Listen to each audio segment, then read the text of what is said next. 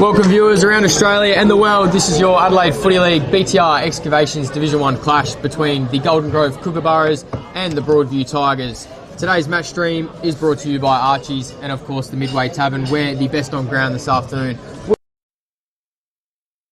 Midway. I'm Jack Banwell and joining me is Taylor Oates. Taylor, welcome. Thank you so much. We are in for an amazing match here at Golden Grove Oval, and we're going to be facing off Golden Grove versus Broadview. It's an interesting match-off between the Kookaburras and the Tigers today. What are you expecting for today's match? I'm expecting a tight contest. I'm expecting Golden Grove to respond in good fashion, especially around the clearance side of things, where they've been beaten a little bit in the last few weeks, and that should see them hopefully play a bit more forward half football as opposed to trying to rebound. And for Broadview, well, you're at Broadview. Yeah. Take it away on Broadview. What are you expecting today after a tight loss last week? Yeah, I was there on ground last week, and they're looking to pull themselves from the bottom of the ladder this week. They had some really impressive moves into the inside 50, proving that they could get there, but just their accuracy for goal was to be desired. It was 21 behinds, which it was an astonishing match to watch, proving that they can get into the inside 50. It is just getting that accuracy. They're looking to also consistently be strongly defensive this match against Golden Grove, who has a really powerful attacking side. And so those will be some key factors to focus on for Broadview today. Beautiful. A lot to be desired for both teams coming into 2025. But for today, our 5 live streams across all games of Division 1 are proudly brought to you by Filming Footy, Sports Interactive, Classic Clashes, Custom by ORTC, High Five e-bikes, Dartfish, Archie's, where the winner will win a pair of slides as well. Archie's are super comfortable. Jag Meatworks, Kimberley Resorts, and Programs to Fit. As alluded to in the intro, we are up at Harper's Field, just on the foothills of the Adelaide Hills here in Adelaide. It's an overcast day, there is a shower or two around, and the temperature is around 16 degrees and not expected to get much more than that. So if there is some showers around, it'll change the conditions slightly, but for now it's overcast, a slight breeze around, but it's relatively dry out at ground level, so we should see some very clean skills from both sides, we hope. Absolutely. I feel like there's a slight wind towards the stands today, which could fall in favour of any team kicking leftwards. But otherwise, it is a really calm temperatures up here today. It's interesting to see these two sides face off, because it may look like an obvious win for Golden Grove, as you were saying, but last year we saw them face off in both round 4 and round 13. In round 4, Broadview took a late win with a 3-goal surge, securing it by 8, and Golden Grove in round 13 redeemed themselves with 3 goals down in the third quarter, scoring 3 goals and 2 behinds to take that win by 7. So it will be interesting who comes out on top today. Absolutely beautiful, Taylor. You are all over it. It's funny you alluded to the slight breeze to the left of screen as well. The oval does tend to slope downhill that way, so a lot of fellas like to have some pot shots from outside 50. Hopefully we can see some long bombs from that range today. Just quickly running through the ins and outs of both teams today. So Golden Grove have 3 changes. Declan Tomney, Charlie Ashcroft, Callan Weaving out of the side.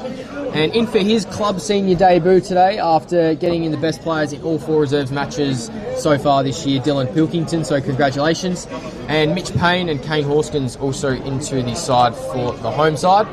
And for Broadview, Marco Rossman, who was one of the better players last year for the Tigers, is out, and also is Jesse White. So a little bit of experience missing from there today. And into the side is Angus Ralph and William Reid, who I saw warming up with the rucks, so expecting to go up against Tom Robinson and Mitchell Slater in the ruck today. It's interesting to see Rossman and White out for Broadview, because last match they were pretty key players in getting the ball down to their end, so it'll be interesting to see how they fare without those two on side. Looks to be Tom Robinson setting up on the right-hand side of the circle, so Golden Grove will be kicking to the left of screen. Just touching on the B-grade result that just finished moments before, Golden Grove getting the win there by 47 points, 14-11-95 to 7-6-48. Broadview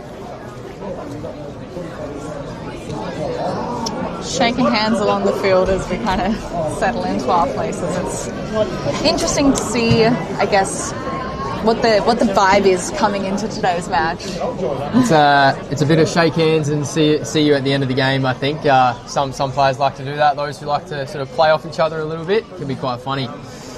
As the ball goes aloft, siren sounds, and the umpire's going to throw it up. Taylor, you can take it away for the first call. Knocking it out towards Broadview. And we're getting Golden Grove 21 kicking it. Dodd absolutely sending it towards no one, where there's Broadview ready to collect and just sending it over the boundary towards the stands here. That was Jake Pittman laying a very strong tackle, continuing his run of tackles thus far into 2025, averaging 9 a game.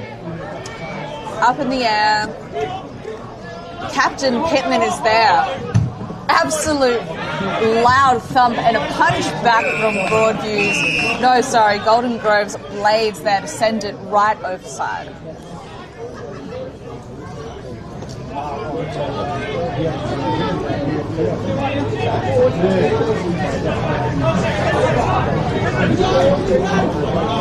Up in the air, tapped away by Robinson.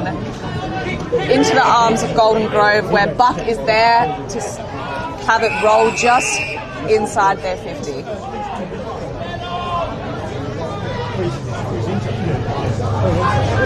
That'll be last touch out of bounds for Broadview.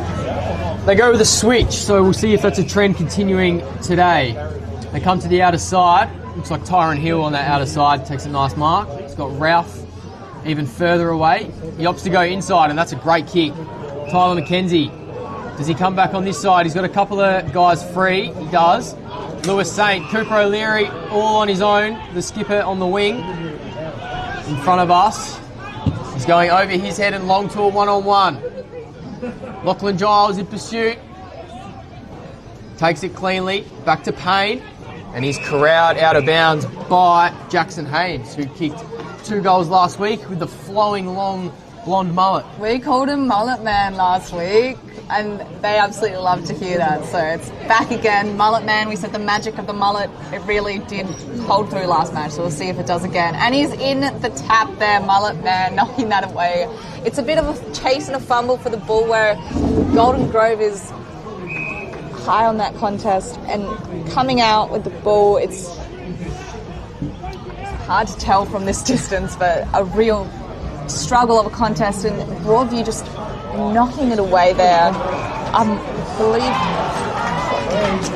Ralph there, which is one of our ins today, really showing his stuff. Angus Ralph, he definitely knows where the goals are. He's kicked 15 goals in the 4 reserves games that he's played and has a wealth of experience and a wealth of skill at his disposal. Have played against him back in my heyday there, Taylor, played against him a couple of times, and he can kick a bag. So down there, Josh Ingram is going to have his hands full at full back on Angus Ralph today.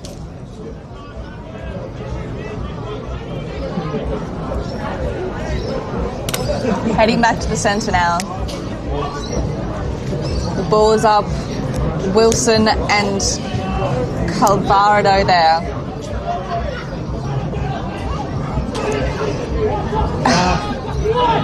Broadview can't seem to keep their hands on it, tossing between PJ Carlin there, the striking blonde. Grove is just learning to keep their men exactly where they need to be alongside Broadview, but away from the pack comes McKenzie to kick it in just on the line to Angus Ralph there again, and swooping underneath the goals. There's Grove. Into the hands of Carvado. It's well done by Cavallari. Comes inside to Robinson. Moves it by hand to Pittman. It's out on the outer side now. And in pursuit is Liam Verity. Chipping ball forward to Blades, just over his head. Plenty of Broadview numbers around to mop this up. Tyron Hill, with a bit of poise, arches the back, just gets it off in time, put his teammate under pressure, who does well to turn and come inside to your man, Mullet Man. He just takes his time, assessing his options. Short one to Hill, so he's been busy early with a few touches. I wonder if the directive is to go long and strong into Ralph, who's already kicked one. It's in his direction. Robinson coming across like a good ruckman should and laying a nice spoil. It's found its way to Payne at fullback. And the umpire, I believe, is called... No, he did call a mark. And the Broadview player didn't hear, so it's 25 metres and Golden Grove will advance. Sending it straight to the centre. Verity's waiting. Verity was one of the top goal kickers of the season. And aren't they glad to have him on side? Sending him into the inside 50 where the Broadview are waiting. It's tossed over and Broadview is just there. Absolutely. And that's Ralph again, just getting his name thrown around. It goes offside with a bit of a touch. Really good start by Broadview in this game. They would have wanted to bring the heat early and they've definitely done so with a couple of inside 50s. Golden Grove showing how strong their backline is, though. They're holding up well so far and been able to repel a couple of times. Let's see what they can do on the edge of 50. Knocked away by PJ. Offside. Back to where we started. It's always good to have a bit of a reset sometimes when your players are manned, and sometimes that's exactly what's needed, so PJ came through with that. Yeah, we can see behind the ball here, Golden Grove are trying to generate a spare. Dodge just off the back of the contest here, see if he can influence. Not quite, when the foot of O'Leary comes through. And it was just a knock off the foot behind by Horskins there. I think that was Josh Buck. Josh Buck, I saw a three. And you won't be able to mistake him now that I've pointed that out. He's the most tan guy out there, Josh Buck. He's a beautiful looking man. Ralph with the kick in. Well chopped off by Connor Dodd. With a bit of poise, lowers the eyes, just misses Verity though. And Broadview repel, but only as far as Xanthopoulos, who should mark, but he spoiled his teammate Thatcher in the end. Cavallaro with a nice rundown tackle. It's into the mud pit in the middle. It's just avoided it. Pittman, they've kept the ball dry. Dodd, handball over the top. Cavallaro, been told to go. Great shepherd by McKelvey. He's got a couple of players inside 50, but Carlin comes across. Opted to bump when he should have tackled. Blades, Pilkington, his first involvement. Blades. Giles now has time to steady with a raking left boot. Goes long inside 50. Banwell's around. Still involved, just outside and knocked out of bounds for a throw in. Another repeat stoppage inside 50 for the Kookaburras. About 7 minutes gone on the Kieran Hayaketsu scoreboard. They're great at keeping it towards their end so far this game, which is exactly what Broadview should be scared of. Up in a bit of a contest, PJ was there, but not before Slater could knock it. I believe that was just sweeping behind those goals, not quite. It's interesting you just noticed that Golden Grove are trying to play it in their front half. It's something that they probably haven't been able to do as much as they would have liked to start the season, so this is promising for Coach Luke Barmby, who would have wanted exactly that, forward half football. PJ Carlin just showing pressure there and absolutely knocking it towards that 50, where a little bit of a Golden Grove pass along lands up in the hands of Glenn. It's now in front of the goals, but there's high pressure there with an absolute send by Pascoe, our number 2 shooter of the match, gets it between the big sticks. Very well called. Great pieces of play from all involved there. Glenn with the squaring ball. Could have definitely gone for a shot. He's got the distance in his legs, but did the team thing to set it up to the top of the square. And Banwell doing his thing on the ground. Clean hands and gets his handball out to Pascoe. Could have quite easily gone for a rushed kick while being tackled, but gave the handball, which is the good team thing. And Pascoe, we know he knows where the goals are, and he didn't disappoint there. Gets his first of the day. They've just brought on Anyang, which was a fantastic defender last game, straight into their inside 50 defence, so it'd be great to see him bring it and play. We got Banwell kicking it in straight into the goals. Oh, flawless. Absolutely flawless. I didn't even have time to call that one, it was so fast. Well, I just said moments ago that he did the team thing, and I knew as soon as he marked that ball that he would be one of those players that would take the long pot shot from outside 50 because he's Had all those pot shots over the years, and he didn't disappoint there. Straight through the big sticks. He knew it straight off the boot. Golden Grove in a flash now. They've got a couple on the board, and that's just excited the crowd a little bit. And it's definitely raised the spirits of the players out on the ground as well. So 7 points the margin. So we are back in the middle. Robinson and Saint. Reed, sorry, my bad, in the ruck. Didn't go too far, and it's another ball up. Robinson's been good the last couple of weeks in the best players for the Kookaburras. Dodd, great tackle. Ball spills out. Reed gets a hat kick away. Horskins. Scadden now in pursuit. Couldn't quite take it cleanly. McKelvey sells a bit of candy, gets back on that right boot. Pascoe in position A. Outbodies his opponent and takes a mark, and he'll go back for his second in a couple of minutes.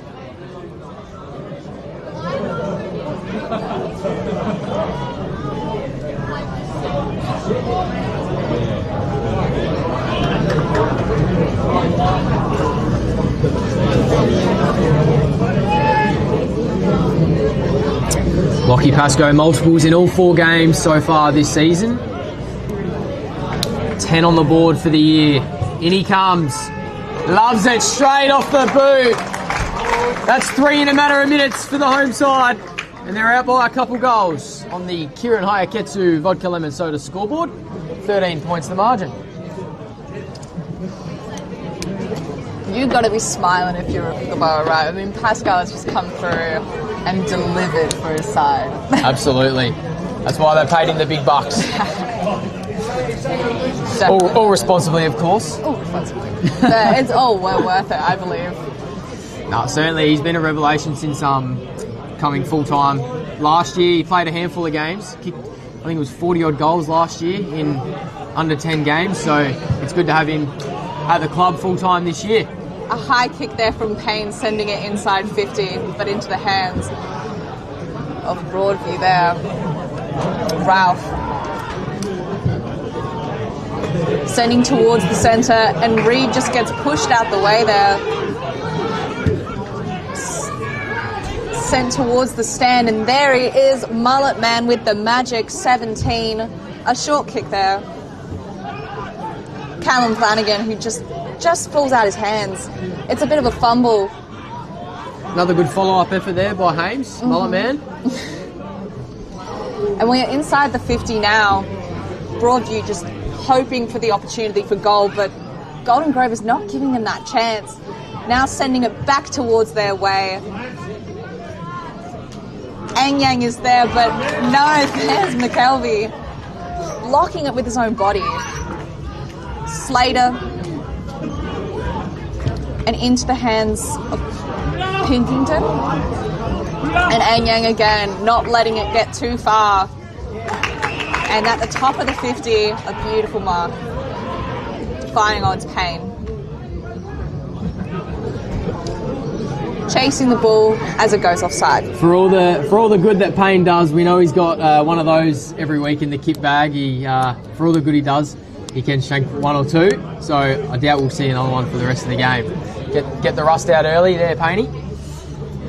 Ralph to bring it in for Broadview. He goes long down the line in the Payne direction again. He should chop that off, and he does take a mark. No, play on. I think everyone waited for the whistle, including me. It's further afield now. Doing well there was the Broadview man. Now he goes long inside 50, only as far as Giles, who so far has impressed everyone at Golden Grove since he made his senior debut last week. Pittman now moves it forward to Glenn. Can they go inside 50 with this kick? They do, but it doesn't find a chest. Ralph's going to mop this up. Oh no, he's clean bowled him, and in comes through McKelvey. Sells a bit of candy to 1, couldn't quite the 2. Hill with a handball, O'Leary. And Broadview can repel. Not too far though, because Golden Grove can mop this up again if they can be clean.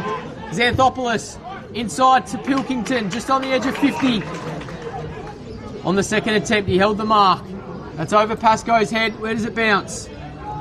Through for a minor score. So slightly underwhelming inside 50 entry there for the Kookaburras, but they're still in their attacking half.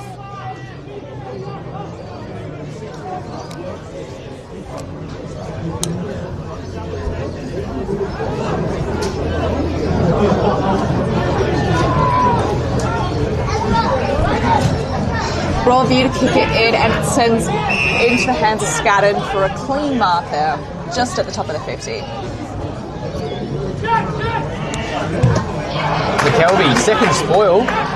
Locked there and sent into the inside 50. Calvarado, nice little short kick there, and we've got... That's Verity, Liam Verity. You're looking for the number, that's all right. Yep. I was like, turn around. Verity there at the top of the 50, ready to make it 4 for his home side. He's a clean kicker. There should be no problem. As predicted, easy as pie.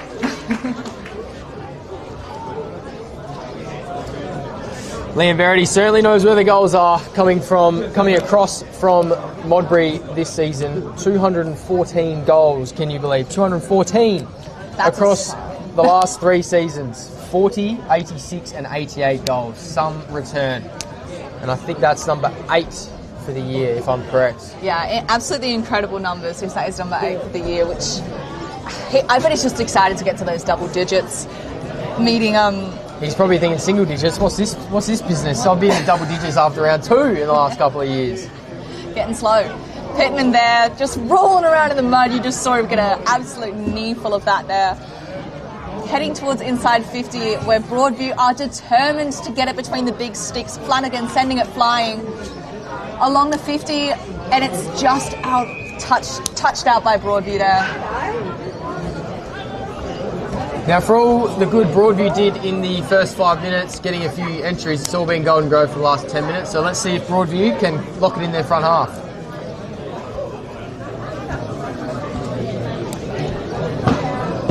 Golden Grove absolutely sweeping underneath. Slater makes a mark from the toss in. Bit clumsy there, Mullet Man, with the high tackle.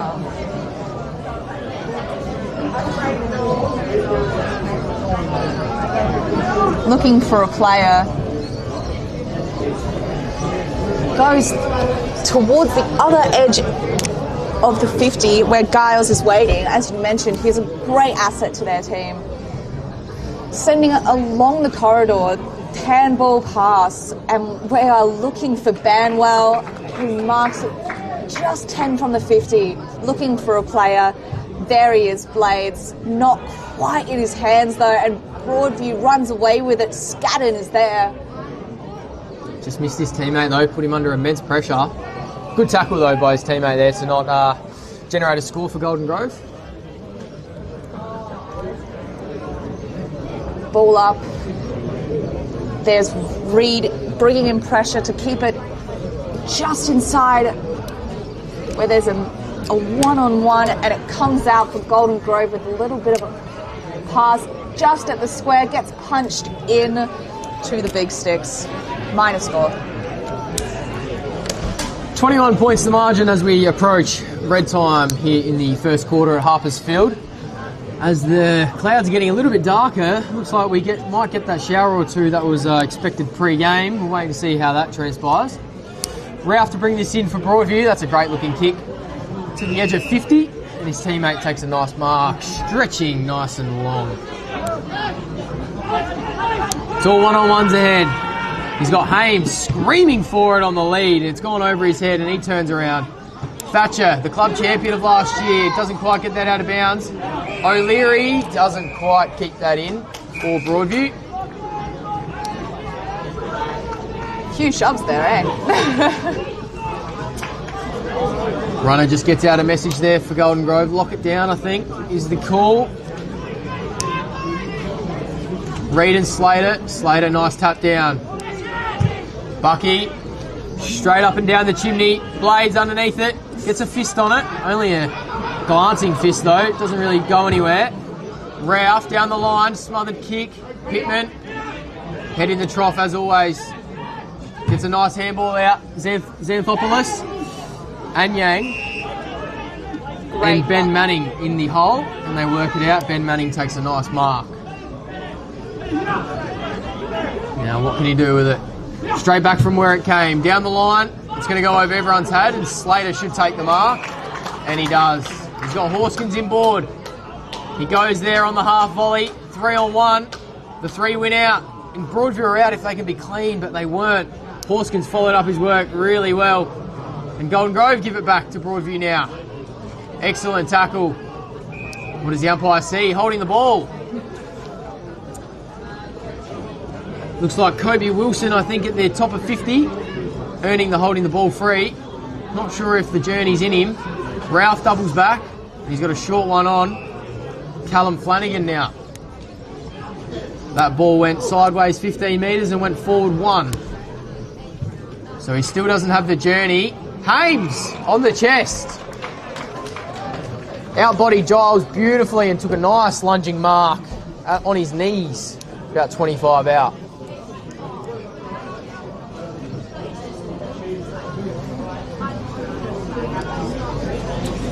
Two goals last week for Hames. You said he competed well. Yeah, he was up forward. One of the goal contenders.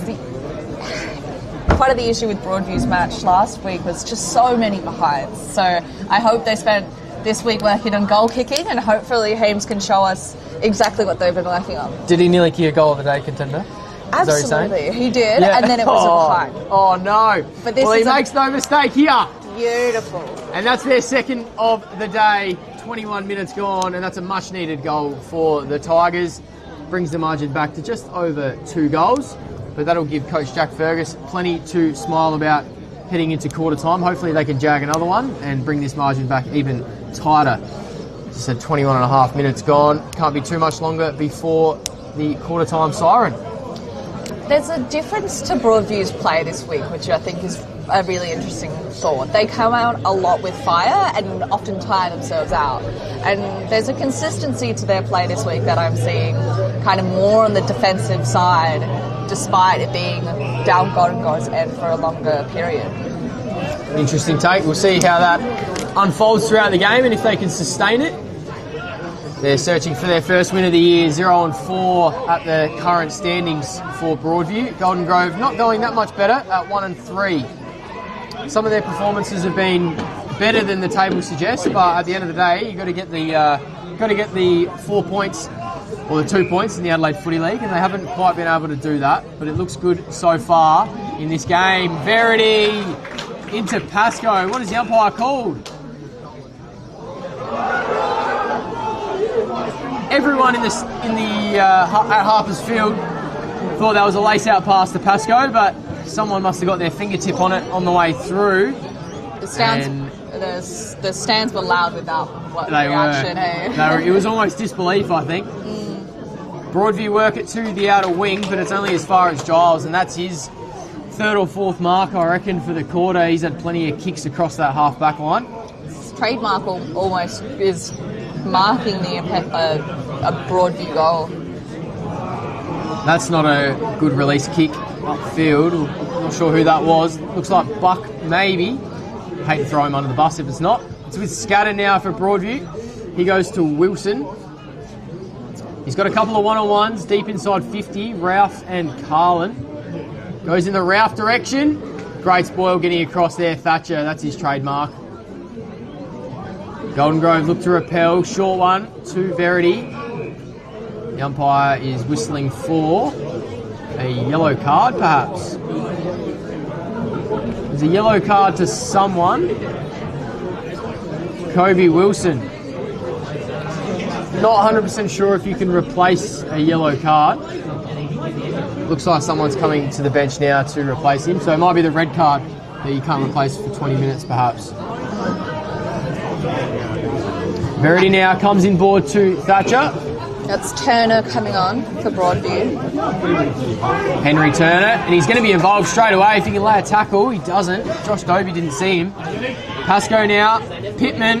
Horskins goes long and strong to the teeth of goal. Slater right from the back. It's going to fall in his lap. He slaps around the corner. And that's his first of the day, and he absolutely loves it. And that's a goal that he just needed for his confidence. He's been slightly down this year, only the 4 goals so far. So he started the game really well, taking a couple of nice marks and a bit of luck there as it fell into his lap, and he made sure he didn't miss out on his moment.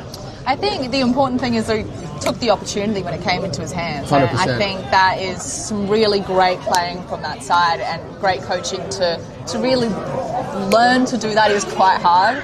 I think a lot of people react, oh, I've got the ball now, but to go, oh, I've got the ball and I've got to kick a goal is immense skill. So impressive on him. Couldn't agree more. Sending it down towards Broadview way is Flanagan there. And he gets back into the hands of Dodd on Golden Grove. A clean mark, Alvarado sending it towards the 50. There he is, Banwell. It's taken down. Played for the free there, just dropped the knees into the ground, hoping to get it in the back, but the umpire was a bit smarter than he was on that occasion. Okay, sending it towards the stand and gets knocked outside by Giles. A few high fives from teammates there. They were happy with that. I'm going to take him on as my man, I reckon. Yeah. You've got Mullet Man. Giles is my man. I've loved what I've seen from him so far in this first quarter. Well, I feel like they're facing off against each other at the moment. They're paired off, so we're in for a treat. Sending it towards his 50, Pilkington. The debut today, showing absolutely fantastic form as there's just a heavy contest in the 50 and comes out into the hands of Banwell for a kick. Drew the high one there, just dropped the shoulder and the arm did slip a bit high. I wasn't sure if the umpire was going to pay it because it was that obvious, but he wins the free and he should kick this goal. Pays off. He showed us that he could do it before. Why can't he do it again? Yep, certainly. Towards the 50 there.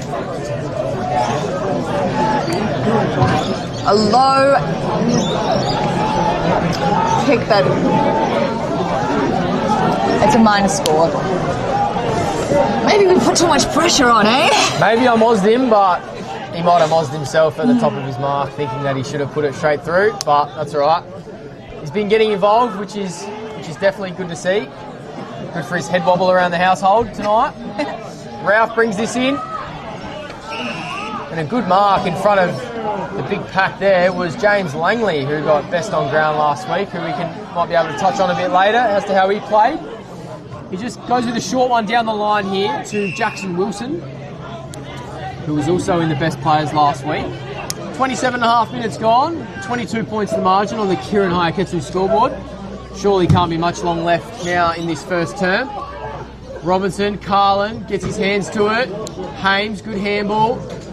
Through his teammates' fingers though. And a good tackle there by the Golden Grove player. Forces a ball up.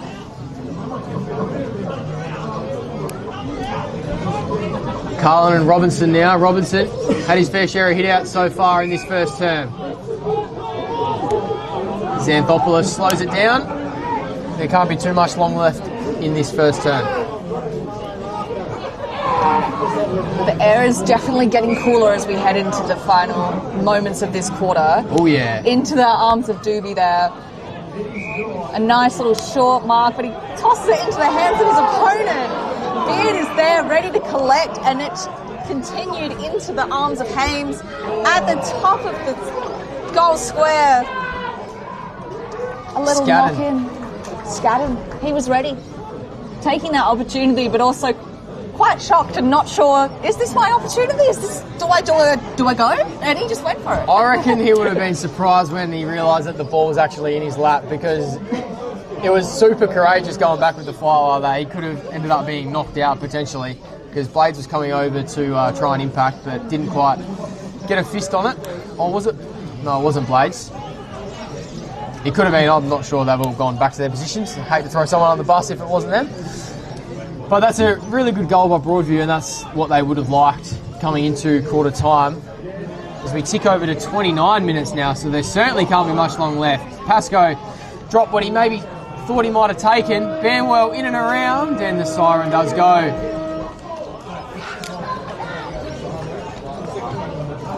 So, a super entertaining first quarter comes to a close. Super high scoring.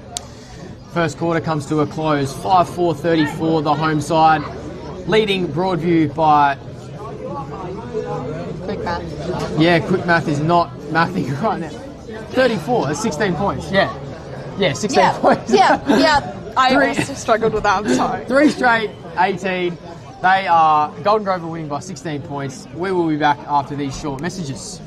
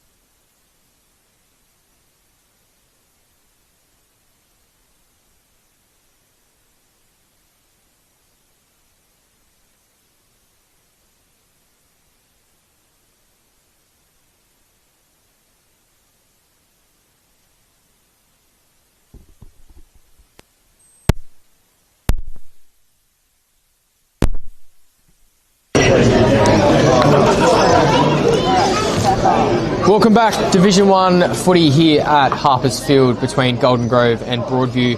Quarter time, just nearing the end of quarter time in what was a pretty entertaining first quarter and pretty high scoring.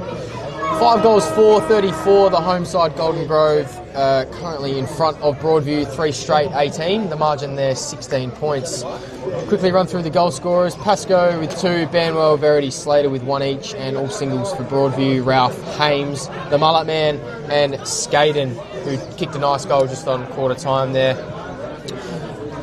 So mullet man sticking, huh? All 5 Division 1 live streams today are proudly brought to you by our sponsors: Filming Footy, Sports Interactive, Classic Clashes, custom by ORTC, High Five e-bikes, Dartfish, Archie's, Jag Meatworks, Kimberley Resorts, Programs to Fit, and let's not forget the Midway Tavern, where the best on ground today will take home a $50 gift voucher. Jack Banwell here with Taylor Oates. Taylor, how did you see the first quarter? There was really great and consistent play on Golden Grove's side. We saw some emerging patterns from their attacking side that continued to be played throughout, where they knew who to pass to and what kind of flows we would have.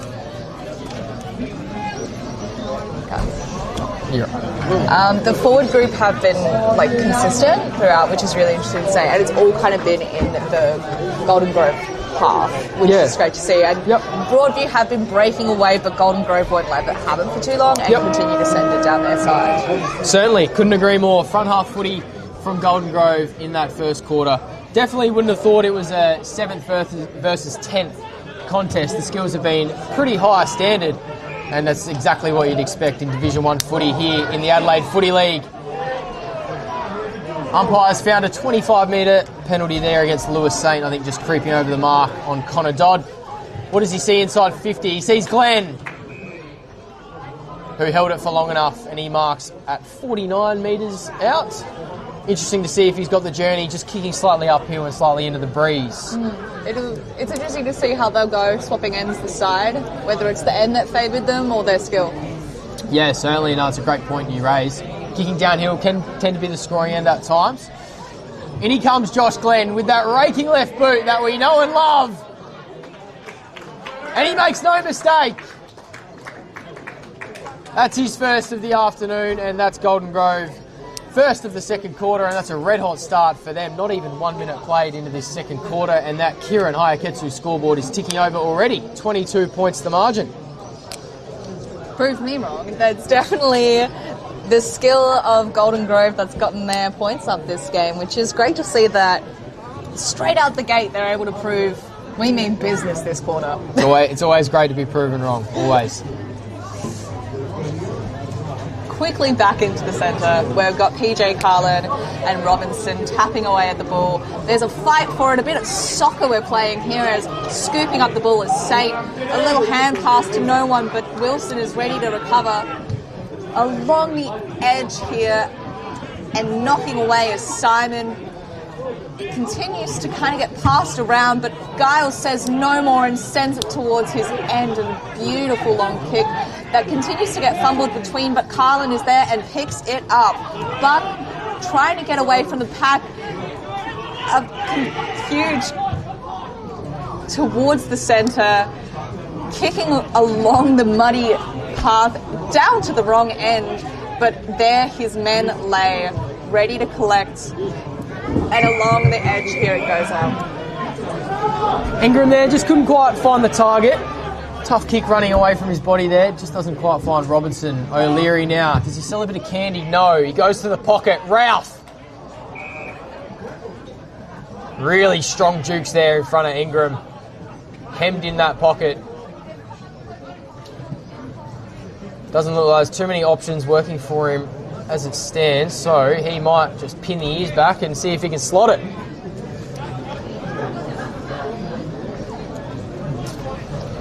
For his second of the day, Angus Ralph looks really nice off the boot, and it's home. His finger went up early. I wasn't sure if it was going to sail through for a point late, but it held its line. And Broadview, 4 straight. They're certainly making amends from last week where they kicked 21 behinds. They've got no behinds. Might be a completely different team that's out there, Taylor. Oh, I mean, it is absolutely the same players, but I reckon that they've gotten a little bit of a talking to over this last week about getting that goal accuracy. I think something that maybe they've taken a little bit into this game is kicking with intention. And there was a lot of just kicking for the sake of kicking last match, but there's some true intention behind the ball today with Broadview. Up in the air, PJ and Robinson. No one's able to secure it until it gets into the hands of Broadview, but a quick whistle by the sends it back. Pittman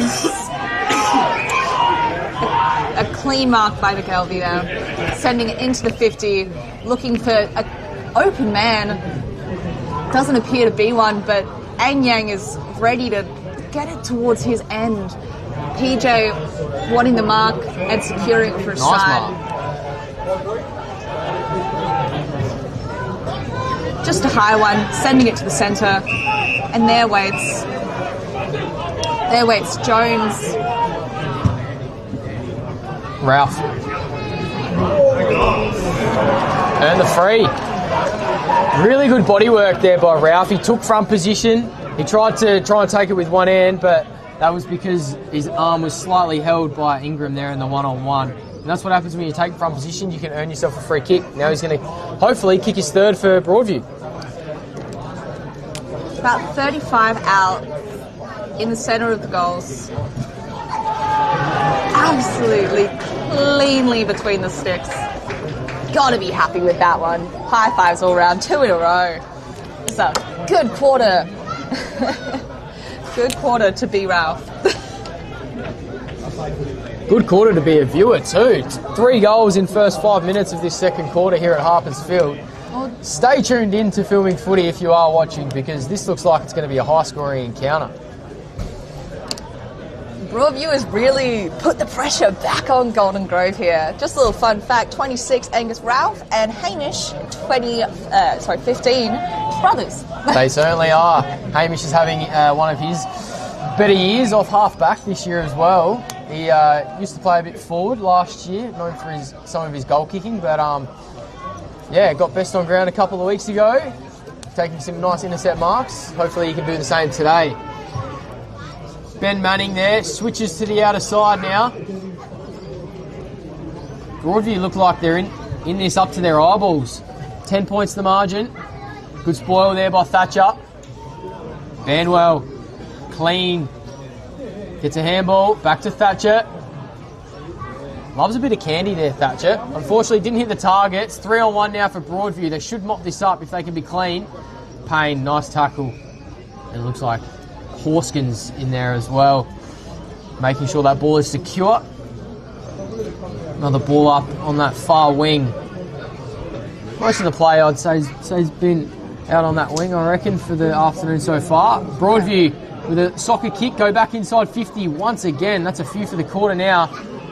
That ball didn't take cleanly there by the Golden Grove player, but he was just held a bit too long at ground level, and that is Xanthopoulos. He's got a couple of options. A short one to Pittman. He's gone about 16 metres. It's been paid a mark. And they play on through hands again. Xanthopoulos, Ingram. He dropped what he should have taken. And Broadview have plenty of numbers around this to mop this up. Can they be clean inside 50? Saint, long ball. Who's there? That man, Thatcher, the Great Wall of Thatcher. Horskins now clears for Golden Grove. All in the outside pocket. West Broadview is sending it back towards their side. A clean mark. There's Hames taking it just at the top of the 50. They've been good when they can be clean, haven't they? They've been able to find a few marks inside 50. They earn a free kick on that last goal as well, and hopefully Hames, slightly downwind, can put this one through. If so, it's a 4-point margin. That's impressive to come up from where they were at quarter time. I don't believe that Golden Grove has got a goal this quarter. No, there has. I can't remember the name of it though. Sending it through was touched over the line. It's a minor score there. Just couldn't get the length on that one. Couldn't quite. Glenn kicked the goal for Golden Grove. Foul. After a couple of minutes there. So it's 2 goals. 2 goals, 1 plays 1 behind 1. 2 goals, 1 plays 1 goal straight in this second quarter at Harpers Field. It brings the margin to 9 points on the Kieran Hayaketsu scoreboard. Ingram long down the line. Plenty of numbers fly. Not many take possession. Giles, snap kick forward. It's found its way to McKelvey from 60 out. Kicks a check side to the top of the square. Pascoe and his man bring it to ground. And can they work it out? Cavallaro Little soccer kick, doesn't quite catch his own ball. He's appealing for touch over the line, but I think the umpire's going to pay last touch out of bounds. He's going to call in the boundary umpire that's 75 metres away and doesn't know what was going on. And he's going to say, throw it in, mate. Ball in now for Golden Grove, 25 from home. What can Slater do?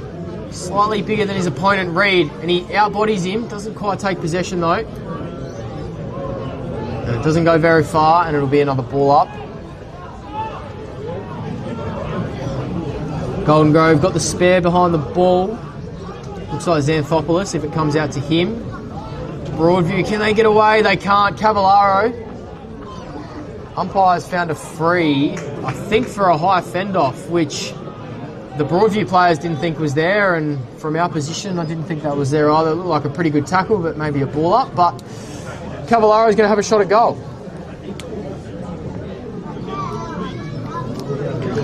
He's also another one of these forwards that's been slightly down in terms of goal output, just 3 in 2025 after kicking 20 last year. Can he kick truly? Not quite, just pushed it to the near side. So that's Golden Grove's first behind of the second quarter. And Ralph is going to bring it in for the Tigers. Ralph looking for a man. Sends it towards a 2-on-1 there with Wilson, I believe, kicking it down to his end. Just at the top of the 50. There's PJ waiting, but so is Thatcher. And in an absolute that is a jump, massive tackle. A jump for the ball. I saw legs flying. I think the umpires found a free. It's given to PJ, and there I think there was a bit of groans. I think there was a bit of remonstration there from the Golden Grove player against PJ, and they gave away a free when Golden Grove did have the ball. And in my ramble, the ball's gone inside 50, and it looked like Scadden tapped it back into the foot of a Golden Grove player, and it hit the behind post. So Broadview are going to have a shot deep in the pocket here. It's going to be Will Scadden for his second. Looks like he's going to roll around on the left. And he makes no mistake. So something out of nothing there for the Tigers, and all of a sudden, the margin is 4 points, under a goal.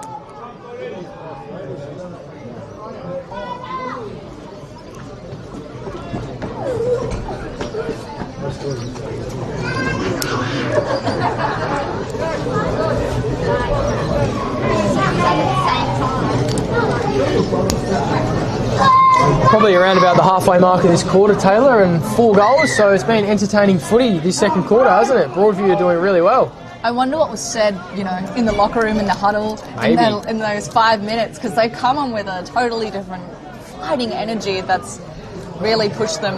Maybe it is getting to score to that end. Maybe it is Golden Grove getting a bit tired, but they're really bringing out a new side to their squad, which is really impressive to see, considering their pattern is to often come out with fire and then tire out. They've been able to find some longevity. Sending it from the top of the 50 into the mud patch of the middle. We're getting a bit muddled up, and Mackenzie takes it out and it gets sent into the inside 50 there, where there's a 3-on-3 Broadview waiting almost into the goal, sent in by Ralph, but just hits the post for a minor. Yang punching it away. I tell you, that was his signature move last match, just absolutely pummeling the ball. And just a kick that lands straight into the hands of Broadview's McElvey, one of the many players of their large leading team. A mark that seems to have come with a price for Hill as he hits the floor, but it is his. Bit slow to get up there, wasn't he? Yeah, I heard a thump. How good was that from McKelvey, coming in from the back, getting a great smother in? That's his third of the game. He had a couple in the first quarter. His defensive efforts have been absolutely superb. It's probably why he's been voted into the leadership group this year, I think, as well. That ball's just drifted out of bounds. O'Leary's going to have another inbounds kick. And it's been all Broadview here in this second quarter. 14 minutes gone. 3 points to margin on the Kieran Hayaketsu scoreboard. I dare say Cooper O'Leary is going to pump this one long and strong. Where's Ralph? He's around it. Anyang!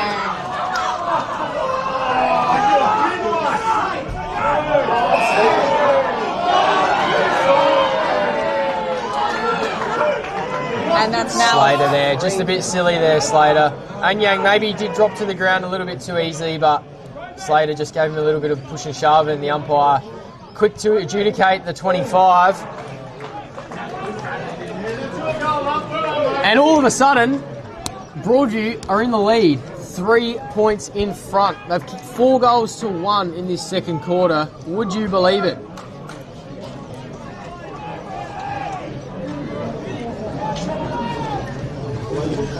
Broadview are 0 for 4 this season, really looking to get their first win and prove that they deserve to be on the ladder. They face some of the toughest teams in weeks 1 to 3, and they want to show that it's a bit of an outlier that they're on the bottom of the board right now. Yeah, Golden Grove have also played the top 4 teams in the comp as well. They've come up against Shock, Port District, Salisbury North and St. Peters, so potential for a couple of those results to be outliers for both teams. Glenn streaming away from clearance. That's the response that Luke Barmby would have been after. Get the clearance, get it long and strong inside 50. And Verity in between about 4. It fell in his lap and he took a nice mark.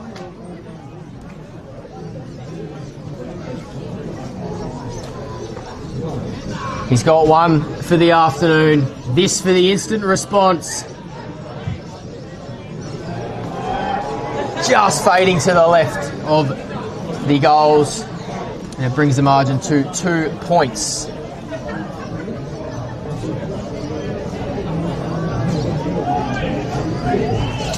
So this is Broadview's first lead of the day. I'd be interested to see if it's their first lead all season. Obviously, they've had a couple of tougher results. It'd be interesting to see if they've seen the positive side of the scoreboard at all this season. I do mean that respectfully, of course. Yeah. Giles takes a nice intercepting mark, floating across with that beautiful looking left shoe. Comes to Xanthopoulos, deep inside defensive 50. That's definitely not where they want to be, considering Broadview's run of momentum in this second quarter. Horskin's got to be strong, and is. Nice jukes. Plays on straight away, gets the ball going. Blades, with a foot in the back, couldn't quite take the mark, hold on to it. Snapped forward by Broadview. It's found its way to Hames. He handballs it to no one in particular. Buck, Pittman, under pressure, but always has an extra second than anyone else, and so does Glenn. Horskins now into a one-on-one. Coming across.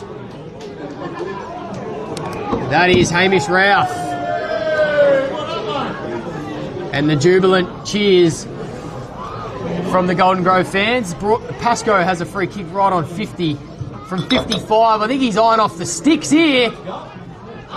Verity!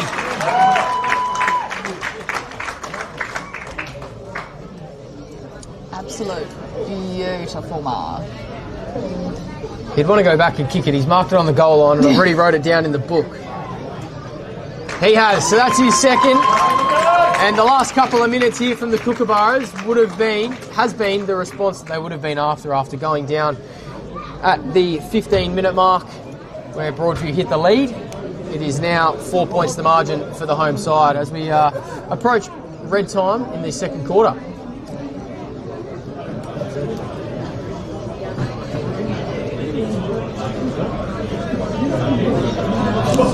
Entertaining contest this thus far, isn't it, Taylor? Yeah, well, I think it follows patterns of what we were chatting about, how last year they faced off twice and one team led and then the other side would take over, and then it was almost the vice versa when they saw each other the next round. So maybe they're continuing this pattern, and it'll be interesting to see who kind of fights to the end today. Up in the air, Anyang and Robinson ready for the centre, and it heads out of the hands of Calvarcillo. Sorry. Cavallaro. Thank you. We'll get it. Get it. Sending it into the inside 50. We're looking for players. It rolls in without anyone there to take it, without anyone to fight it. Blades just rolls it in, a bit of a soccer kick, and he'll be happy with that. Something out of nothing there. It's taking the opportunity when you see it.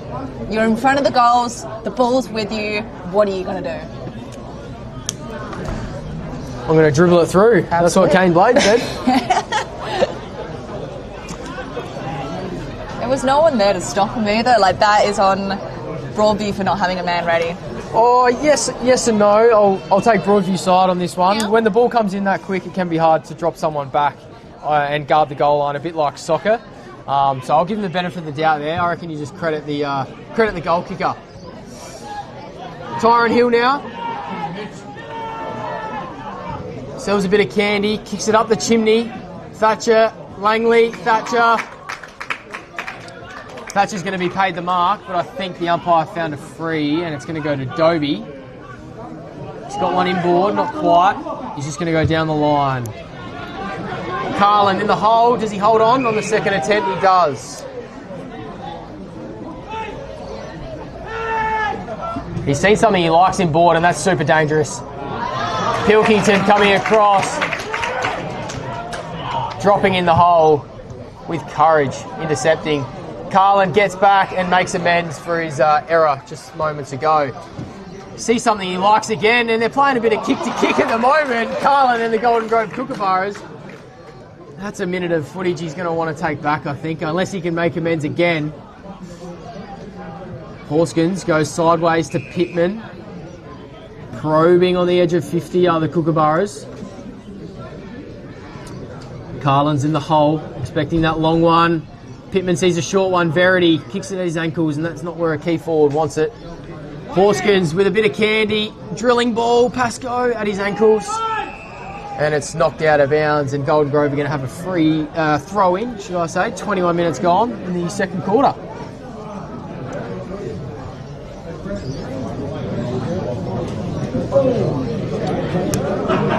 Ball's up in the air, and Carlin knocks it down out of the 50 into the hands of another Kookaburra, Pascoe, ready to send it back into his 50, waiting for his teammates to be available, but Broadview are there, man on man, bounce, bringing it out of the 50. Here comes Manning. They're out now. They are heading towards their end, playing a little side by side is Wilson. Just knocking it into the 50, but not quite the catch he needed. Ingram sending it back down his way into the hands of Captain Pittman. A swing and a brought to the ground kind of tackle there. They'll be ruining that forward 50 entry there, I think, Broadview. I think it was Langley, just got his hands to it, couldn't quite hold on, but they could have potentially gone a bit deeper as well and been able to lock the footy in. Instead, Golden Grove looked like they might score late on this second quarter. Top of the 50 square, we're just... Another soccer kick. Another Pascoe soccer kick. He's brought it just to the left, though. Not quite the result he was after, but... Free kick found, I reckon. Yeah. Not sure what for. We'll send it back, I guess, to... The only thing I can think of, maybe, I think he might have got taken high as he was doing the soccer kick, maybe. I don't know. But, yeah, Pascoe's ended up with it. Another free kick, I guess. Let's take that one back, rewind, and... You can look at that on the Dartfish replay. You can look at that on the Dartfish replay, viewers at home. Lining up right in front of goal. Ang Yang's trying to distract, but it's not good enough. 2, 3. 3 for Pascoe.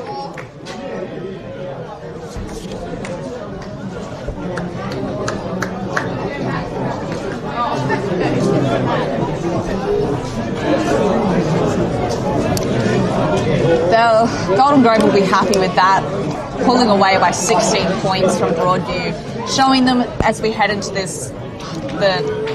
the half that They're here to own the ground. This is their place. You're not going to beat us here. And hopefully they can keep that on, but Broadview seem pretty determined to beat them. Yeah, certainly. It's been a tale of two halves in this second quarter. Broadview, feels like only minutes ago, had the lead, and all of a sudden they're down by 3 goals. So Golden Grove, amazing response to that Broadview surge in this second quarter.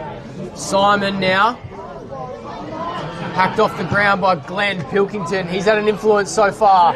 Blades, McKelvey, done plenty of defensive efforts. Can he get something on the scoreboard? Gets a kick to Blades, centering ball, or is it a shot? It's a centering ball. Umpires found a free, I think it's to Anyang, who ended up on the deck against Slater. And move it by hand to Hill, who exits D50. Thatcher, that wall proving too hard to break down once again, and Banwell dropping in the hole. Will line up for his second. Thatcher, excellent lowering of the eyes. Could have blazed away. Does have an eye for goal at times. Doesn't mind a pot shot. Lowered his eyes and found Jed Banwell.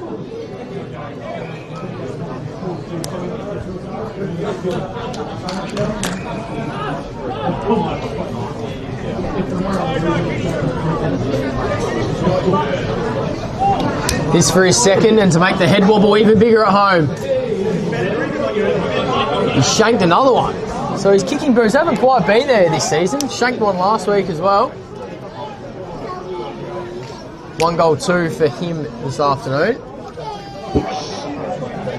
With 7 behinds, Golden Grove had plenty of opportunity to pull away from Broadview if it was just angling the ball to be between the big sticks a little bit. Into the hands of Broadview, her aiming to bring it down their way, have a redemption arc again, and here is Ralph sending a long flying one where no one's waiting, but here's Giles, who's just knocked it, so it's a bit of a behind at minus score there. If that went through, that would have been heartbreaking. That would have been Benny Hill sort of stuff. The Kookaburras would have been pounding their feet, man, I'll tell you that. Speaking of, they send it back into their inside 50, where Anyang is following, but not close enough. And it just gets sent overside in the hands of McKelvey.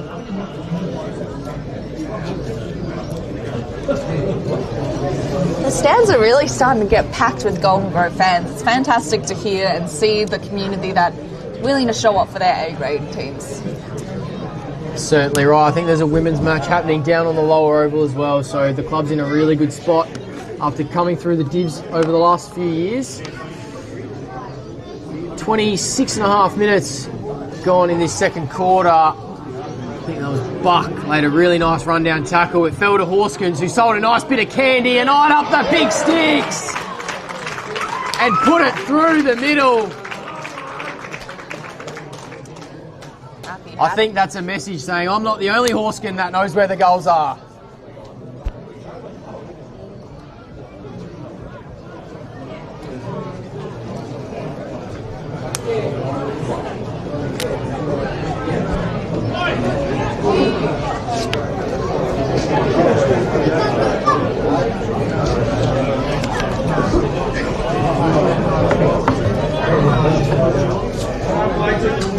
Pulling away just ahead of half-time is exactly what Golden Grove needed to do. But Broadview would definitely look a bit shaken, and I'm ready to find their feet again and put some more points on that board.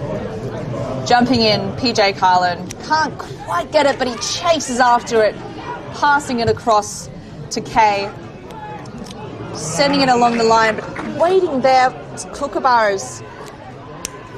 Simon was waiting. A short little pass to Glenn.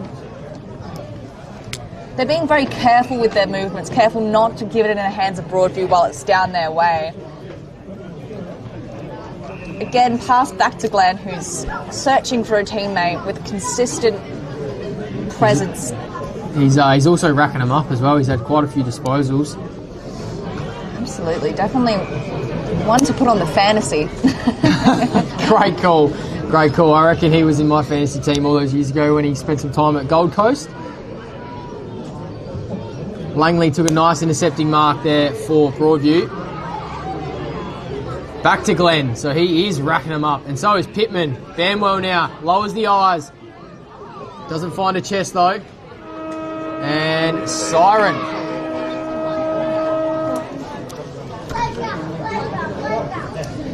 That was a killer quarter. Quarter. If you'd asked me how that was going to go, I couldn't have told you that. I would certainly agree. 5 goals to 4 that quarter. In what was a... Sorry, you go. Oh, no, please. It was just a fiery match where it really felt like a whole game in one, where we saw Broadview really continue to fight, and now they're going to come away to their club rooms, chat to Jack Fergus and go, what do we do? Yeah, no, certainly. It was topsy-turvy, to say the least. They hit the lead at the 15-minute mark, leading by 3 points, kicking 3 out of the first 4, I think it was, in that second quarter, and then Golden Grove with Coach Luke Barbie couldn't have asked for a much better response, really, by getting challenged that hard by Broadview, and to respond with the last 4 goals of that second quarter to be in front by 22 points when it well could be almost dead level. I think both sides will be very pleased with how they've played. Maybe just Broadview a couple of things to work on, which I'm sure they will at the halftime break. We'll just quickly run through the score: 10-7-67. Golden Grove leading by 22 points, 7-3-45 Broadview. Pascoe with 3 and Ralph with 3. The rest, Verity also has 2, and then Scadden has 2 as well. Banwell, Slater, Glen, Blades and Horskins with 1, and your man Hames, the mullet man, also has 1. Fantastic. Yeah, that is correct. As we head into this final quarter, stay with us. It's Filming Footy as we get the latest from round 1 with Golden Grove taking on Broadview.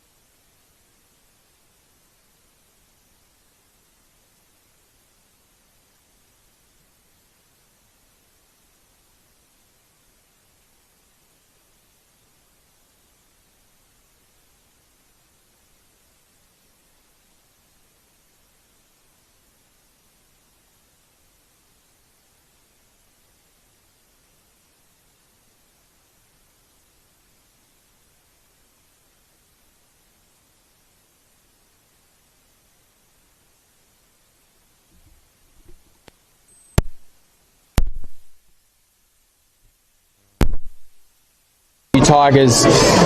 Thanks to Archie today for our live stream and to the Midway Tavern where the best on ground will take home a $50 gift voucher to spoil them and a loved one to a palmy and pint perhaps down at the Midway at Elizabeth. Also, our 5 live streams today of Division 1 are proudly brought to you by Filming Footy, Sports Interactive, Classic Clashes, Custom by ORTC, High Five E-Bikes, Dartfish, Archie's, Jag Meatworks, Kimberley Resorts, and Programs to Fit. The home side Golden Grove, leading by 22 points over Broadview. Jack Bamwell here with Taylor Oates. Taylor, how did you see that first half, and also maybe take the viewers through what's also happening around the grounds in what seems to be a very tight day of footy in Division 1 and some thrilling matchups? Yeah, absolutely. Round 5 is the round to watch, in my opinion. There are some interesting matchups, but today here at Harpersfield we've had an intense contest where we've seen Broadview have their first redemption arc of the season. I looked back at the stats and they have not had a redemption arc like this where they've overtaken a team so far, so it's really great to have that confidence, but then also to see Golden Grove fight back. Quickly, before we get back into this match, we'll just go across the state to some other games that are playing. So Sacred Heart versus Glenunga is currently 46-7-4, 35-5-5 to Sacred Heart, so an 11-point win to Sacred Heart. St. Peter's are leading by 19, quick maths, 36-17 to Prince Alfred. Salisbury North are demolishing Ross Trevor at the moment with a 42-6-6, 16-2-4 score. Golden Grove versus Broadview, we are here, we are ready to start. And the last one is Port District, which is 31 to Paynham, 26, or 5 points difference there. And Port District seem to be the team to beat in this league at the moment. They certainly do. They are sitting top, or at least equal top of the ladder with Sacred Heart. Just interesting on that Port District's matchup, that's a preliminary final matchup from last year, so Paynham will be out for redemption as they are 0-4.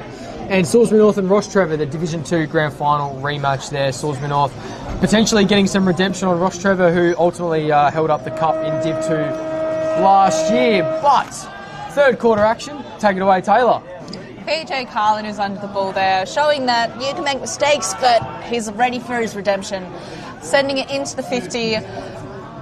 We've got it into the hands of 14, Golden Grove Payne. Sending it along the outside there where they continue to want to go around the field further away from the stands as possible at the moment. making it very easy for us to see numbers out there. Yes, it's interesting to find this contest, but at the moment we've just seen Reed take it offside, and so it's going to be a toss-in off the hand of Broadview. Talk us through what you saw in that second quarter there, Taylor. Second quarter was just impressive. It was one game in a quarter, really. We saw Broadview fight to get back on top, and then Golden Grove say, no, you're not going anywhere near the top of that scoreboard, and we're going to take that, and score 4 goals back-to-back, to put themselves ahead and head into this quarter 12 points up. 22. That's all right. That's all good. I'm good at footy, not math. That's all right. Yeah, very well summed up. Again, the whole game in pretty much one quarter is very well summed up there by you. Some of the better players for either side. Slater Giles in that first quarter, McKelvey, Glenn and Pittman. And for the away side, Hill and Ralph and Langley and Carlin, as you touched on just there before. Some of the better players for the away side. Just quickly look like Josh Buck there in that outer pocket, kicking the first score of the third quarter, so that extends the margin to 23 points. Tyron Hill now bringing the ball in for the Tigers. What have they got? 4 goals down early in this third quarter. Lewis Saint taking off, has a bounce on this near side wing. Handballed when he probably should have kicked, and he put his teammate under pressure. He gets it back now, Saint. He makes the right decision there. First give. They go inside 50, Broadview. Bouncing, bobbling around. It's found its way to a player. Flying shot out of bounds on the full. No score. Aidan Thatcher to bring the ball back in for the Kookaburras. That was a bit like I feel like Hames came in with a bit of karma and tossed it straight back to the player who put pressure on him. You put me under pressure, yeah, you're going back under pressure. Exactly, and a great mark there from Golden Grove, who are sending it towards their side. A few bounces, and Simon sends it into the 50, just on the line there, but can't quite make the hands of a teammate. Fumbling for the ball. Xanthopoulos is there, but he can't quite keep the grasp on it as it's sent overside.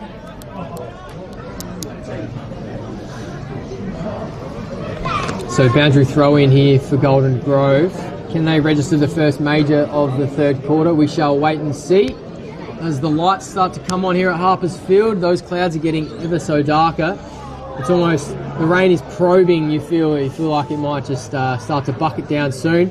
Hopefully not, because we've seen a high level of skill in this game. We don't want the rain to ruin that. Slater off hands, takes the ball off hands. And it looked like that went through, maybe it was touched, but, hit the post, there we go.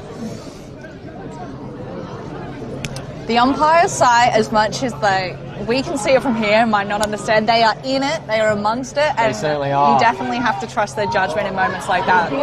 Ralph just over Langley's head. God with a superb tackle, holding the ball, play on advantage. Payne saw the goals and only saw the goals, and that's not the decision he should have made. Broadview marking deep in the goal square. O'Leary in front of Horskins. Takes a nice mark on the chest. Goes to the outer side.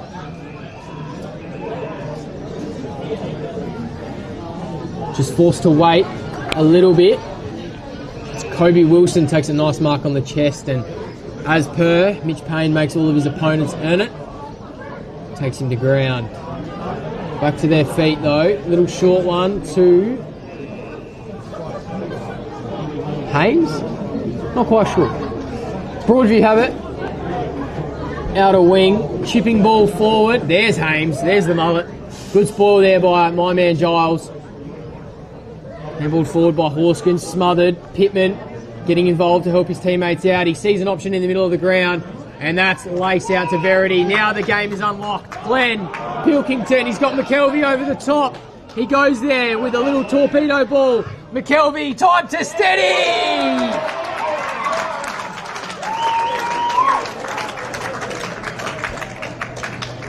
First blood in the third quarter goes to the home side.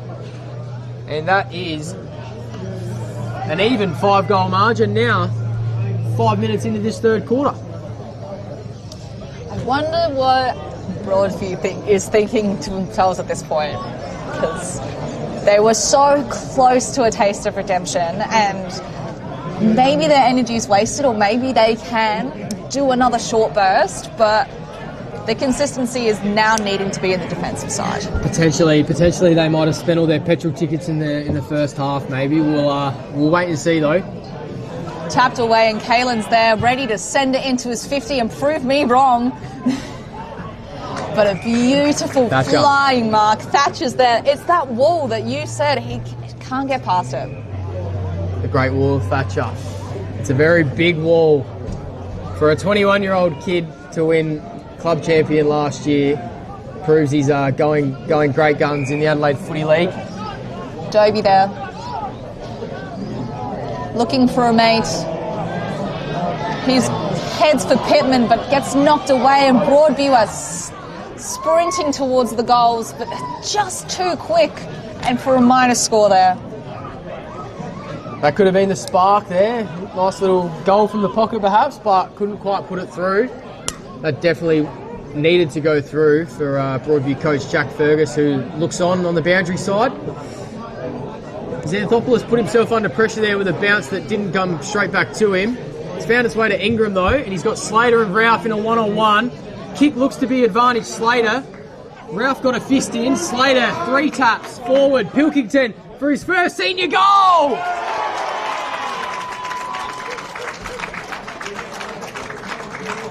And while the boys are getting around to him, he did just grab his head slightly, so my celebration is somewhat subdued for him. Hopefully he's alright, but he's up to his feet now. A bittersweet moment of, I scored my first goal, but a little bit of a pow in the way. Yeah. Yep. I've just kicked my first goal, but I've just been clobbered over the head. So, he's back to his feet, which is good. And congratulations to him, first goal. And he's definitely held his own across the half-forward line in his first A-grade game at Adelaide Footy League level. It's an impressive debut to not only just be amongst play, but to score a goal in your first match is impressive. So he should be very, very happy with that. Up in the air, PJ's there again, ready to knock it away. And it gets back into the hands of Robinson. But there's a roar from the crowd as they ask for the umpire to step in and bring it back. Gets into the hands of Pittman there. It's Golden Grove's ball. A low kick, ready to land onto the chest of Payne. Straight in the mud. Looking for a player in the inside 50, and it ends up in Broadview's hands. Sending it back down the line is Ralph, I believe. Broadview, they're not able to get past that halfway point because Golden Grove are keeping the pressure on, but with a bit of a play on there. If it's not the Great Wall of Thatcher, it's just the Great Wall of Golden Grove stopping Broadview at the moment from generating some consistent ball forward.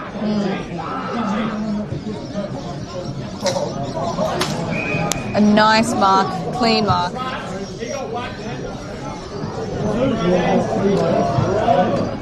Ralph was waiting, but to no avail. A minor score. That's a couple of chances for Wilson in this third quarter now to kick some creative goals, but unfortunately hasn't been able to put them through. So that's just 2 behinds now for Broadview in this third quarter. I think a stark difference between the play that we're seeing with Golden Grove and Broadview is that Golden Grove are able to take those high-pressure opportunities and kick a goal off the back of their foot and to success. Agreed. Giles takes a nice stretching mark, back with the flight. He's going to put himself under pressure, perhaps. No, gets a nice kick away.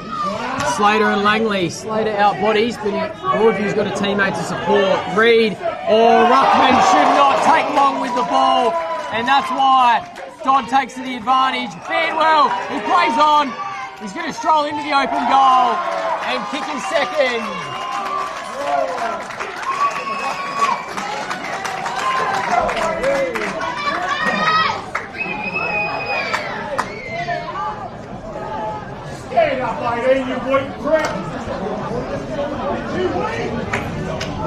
And that last passage of plays brought the home fans into a vocal mood down here at Harper's. And this is looking a little bit dangerous now, you feel, for Broadview. The margin's getting out to a probably an unreachable one, but also one where it can extend a lot bigger than what they would hope. It's currently at 40 points. Golden Grove with three goals to 0 in this third quarter. Hasn't gone far away after the throw-up with a 2-on-1. Golden Grove being piled on, I believe that was Buck there. Absolutely covered in mud and kicking it to Slater in a little short just to get away. Into the inside 50 where Blades was free but not able to get his hands on the ball, and it's back into Broadview's way. A fight in front of the goals, looking for an opportunity to score. The pressure is on as it's a 2-on-1 there. I think that rain that we were thinking might come in, It's just looks to be. I think I can see a slight glaze of some mist coming across the ground. Banwell nearly got the lunging, holding the ball free. Tyron Hill just handballed it through for a minor score. So 3 goals, 3 this quarter for the home side. 11 minutes gone to just the 2 behinds for Broadview. 41 points the margin. They are finding it tough to exit their defensive area here, the Tigers. Ralph back with the fly, got both mitts to it and falls to the ground, looking a bit sore. Good spoil out of bounds there by Pilkington. About 60 from home here for Golden Grove.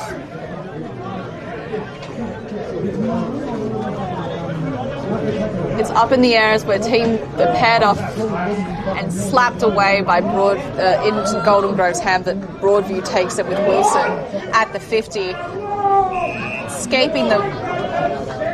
Trying to escape, but just can't make it. And it ends up with a ball up.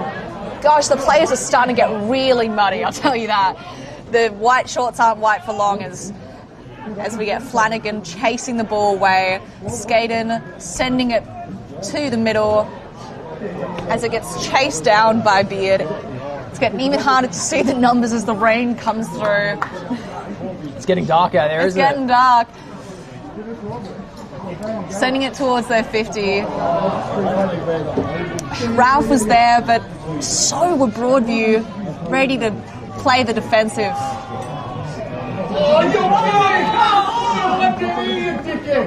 And you can hear what the Golden Grove fans think about that decision. Yep. No more to be said, really. And what looks to be perhaps maybe a slightly disappointing ending with the margin getting out to about 7 goals. If they can keep it tight, this will be really good for Broadview, but if it does extend further, it'll be a positive sign with Ralph lining up for goal number 4, and I'm backing him to put it through. But yeah, it'll do. It might change their forward structure a little bit coming into the halfway point of the season. Maybe they've unlocked a potential weapon for them down in the forward line, where goals have been pretty hard to come by, and they've lost quite a few of their goal kickers from last year. So this is potentially a positive for Jack Fergus to take out of this game. Absolutely. It's interesting to see the changes that they've had in their attacking line this year and how that has truly affected their ability to get numbers on the board. They're missing 3 goal kickers from the 2024, including Johnny Boras, Kobe Russell, Cable McMulharen, and they all scored 41, 20 goals each. So they were some of the top kickers for that team. So they're really trying to find, who amongst their team can kick goals for them now. It's a lot of goals missing, isn't it? That's 81 goals. It's a lot. It's with Beard now. Nice little arch of the back, gets away from his opponent, sends it inside 50. The ball's found its way to O'Leary, I think, off hands, and he's handled over the top, and they've put it through. So that's 2. And there's a bit of afters there as well from both players, but the goal umpire signalled for the goal, and I think he's going to get in there and say, "Go back to your positions, lads."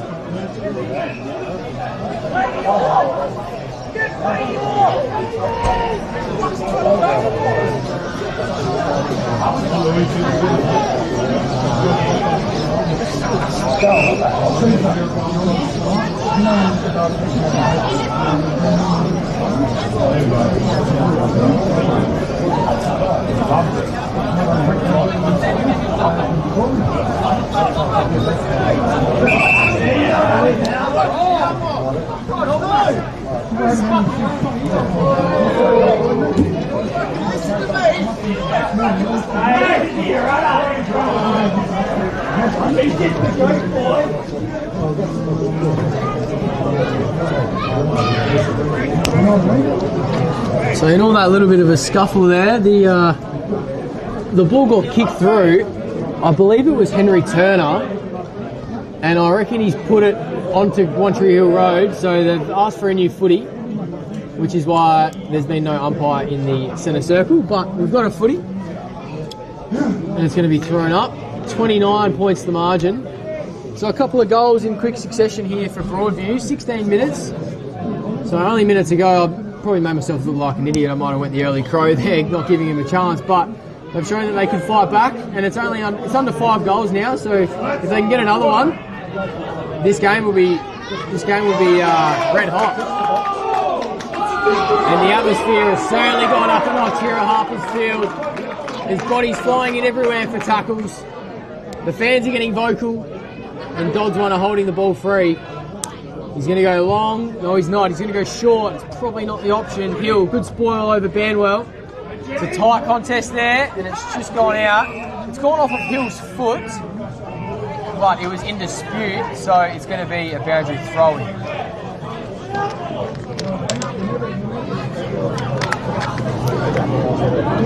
How can Golden Grove respond here? 2 goals in the matter of minutes here for Broadview. Can they respond with one of their own? Umpire's called for a rethrow.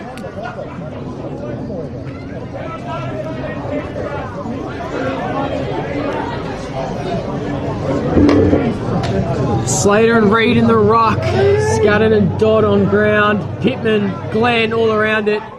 Glenn looks like to be in position A. Pittman ends up with it. Found his way to Reed, and he's gang tackled by Slater and Pittman. Pittman averaging 9 tackles on the season. I think that's going to be, that average is going to go up by 1, I reckon. He's had the nose in the dish a lot this afternoon.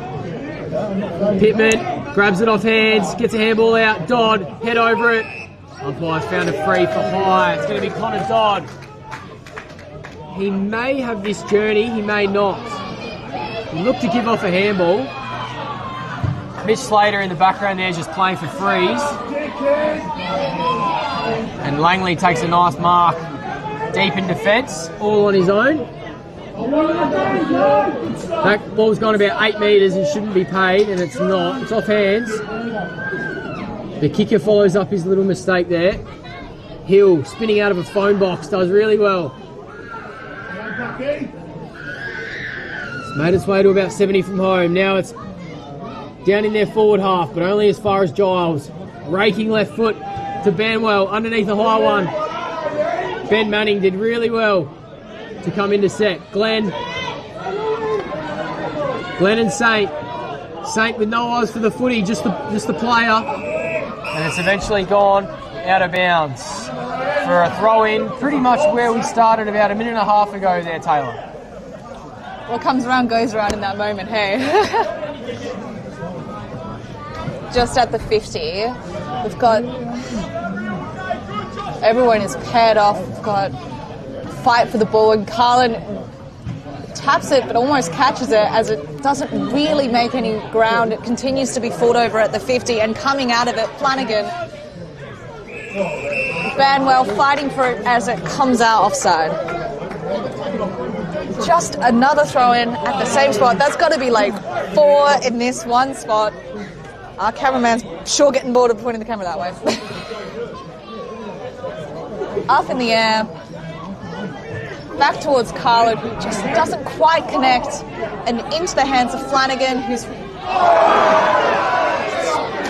Pittman tries to slide away from it. Anyang not letting him have it, but it was a bit of a rough tackle there. So it's a kick in for Pittman.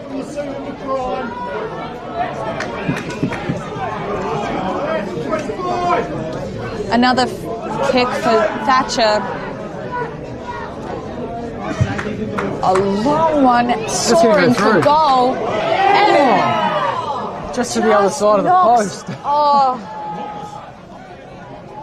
That would have been a beautiful flying kick if it had just been centre. I did say he likes a pot shot. Mm-hmm. That was nearly 70 out. That was a huge kick. Not playing games. Tyron Hill now from fullback, as we've seen a few times today. Dobie flying across, just gets a spoil in. Glenn takes on the tackler, gets a half handball away, but the umpire's adjudicated holding the ball, and Henry Turner's going to take the free. Very stagnant upfield up Broadview. There's a few guys moving around, but not very far. They probably want to keep it out of the mud pit as well. I feel like I have some people very much avoiding that part of the pitch today. Yeah, probably fair enough. William Reid takes a nice mark and kicks forward, but wasn't to his forward's advantage, and Xanthopoulos took a nice contested mark. Opts for the switch. Dobie in the pocket, tight in the pocket. Nearly was under pressure. Played on, short one. Simon. He's got a few leaders. He goes to Horskins and just didn't quite hit the footy as hard as he maybe could have, and allowed the Broadview defender to come in and effect the spoil. 22 minutes gone, 30 points the margin here on the Kieran Hayaketsu scoreboard.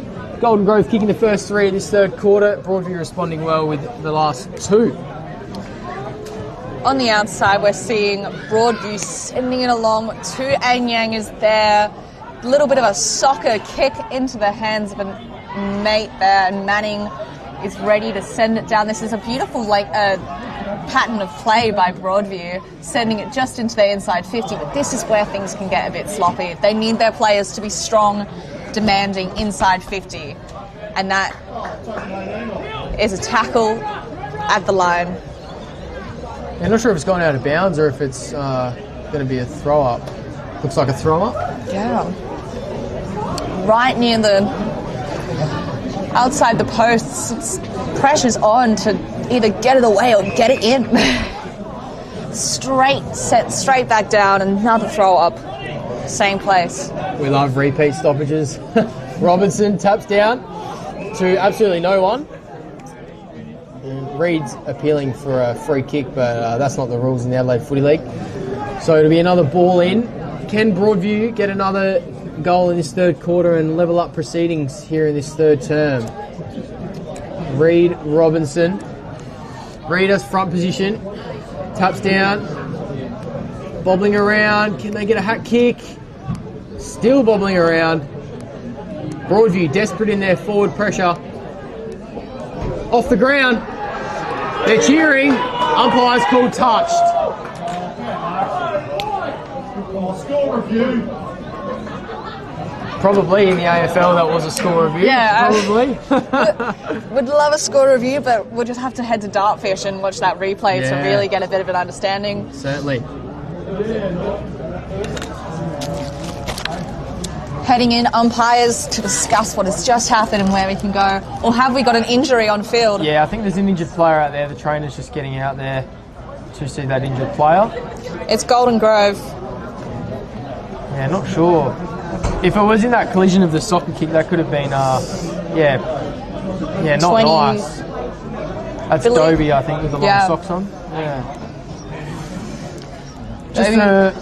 Just a reminder, all 5 live streams today of Division 1 are proudly brought to you by our sponsors: Filming Footy, Sports Interactive, Classic Clashes, Custom by ORTC, High Five E-Bikes, Dartfish, Archie's, Jag Meatworks, Kimberley Resorts, Programs to Fit, and the Midway Tavern, where the best player of this match, me and you, will decide, Taylor, who takes home the $50 voucher at the Midway Tavern. Who do you think might be in the running for the Midway voucher as we near three-quarter time? There's definitely plenty of contenders from Golden Grove who've just brought out their best performance today. I'd have to say we've got an amazing debut by Pilkington, who's come out today. I'd love to reward him for that as well. I like it. But otherwise, we've seen some fantastic. I mean, Banwell's got some few in without a few misses at the same time. We've got who else is great? A lot of pressure, which I really like to see. Thatcher's created a barrier who can't get past. Glenn, Verity, Pittman have also scored. So we've got some really great contenders, especially coming from Golden Grove side. I like it. Stick around on the Filming Footy live stream on YouTube to see who we adjudicate the $50 voucher to, thanks to the Midway. And the umpire saw a free, I think, is that Hames? Not quite sure who it is in the pocket there on the junction, but they did get taken high, slipping over in that tackle. It's Turner there. Turner. So he did kick a goal earlier on in this third quarter. In the foreground there, you can see Dobie just making his way to the bench, flexing his knee. Hopefully he's okay. Turner here, right from the junction. Struck it really well, but just pushed it to the far side. And it's through for a minor score. So 28 points the margin. There is just a tiny sniff for Broadview as we approach three-quarter time to mount a little bit of a charge in this last quarter. Yeah, absolutely. I think this is following a pattern of last match, but when the pressure is on, they just can't seem to get it through the big sticks.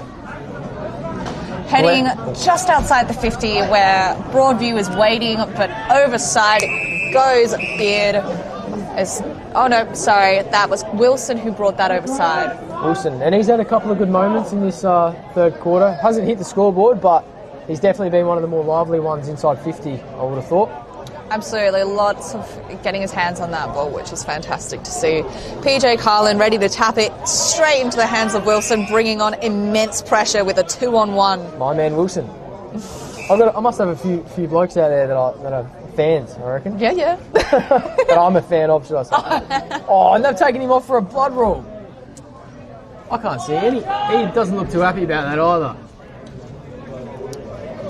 Well, bugger. Brings my on hands Jones. off.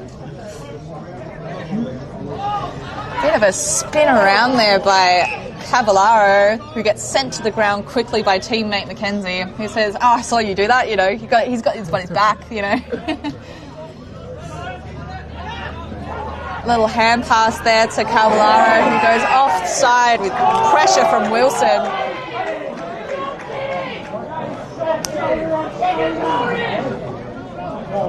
A vocal crowd here today at Harpers Field. Fantastic to hear. Fantastic to see the fans out supporting local footy.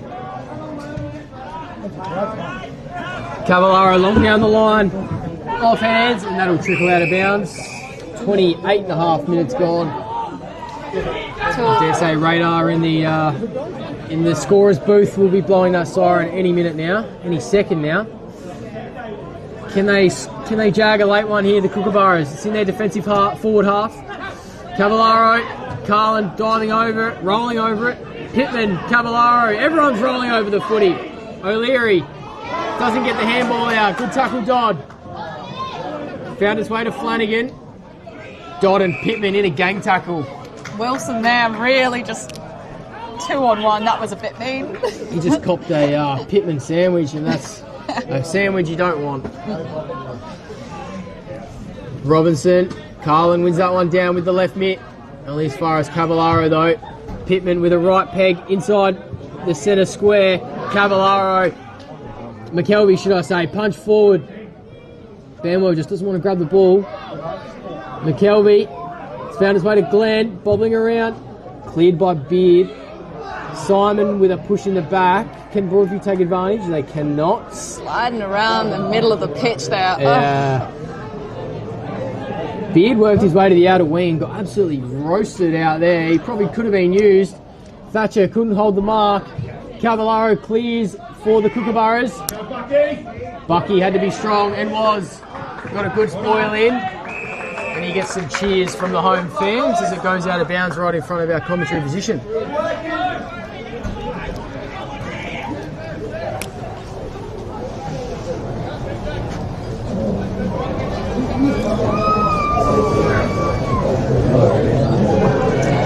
As the ball flies up, crowding under PJ Carlin is there, ready to knock it away, but trying to keep it inside is Wilson, but just can't do so. So here we go again. My man Wilson or the other Wilson? Another Wilson. I think it was the other Wilson. Wilson, Broadview Wilson. Just to confuse you. Jackson Wilson. Jackson Wilson. A little reach and a miss by Robinson there, gives it back to Broadview. Jed Banwell continuing to show great form as he takes on the captain. Into the hands of PJ, who goes, "This isn't quite right," and drops it. And knocked away by Golden Grove.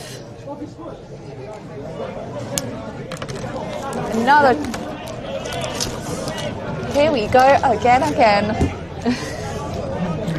Another throw in, same spot. A few beers in the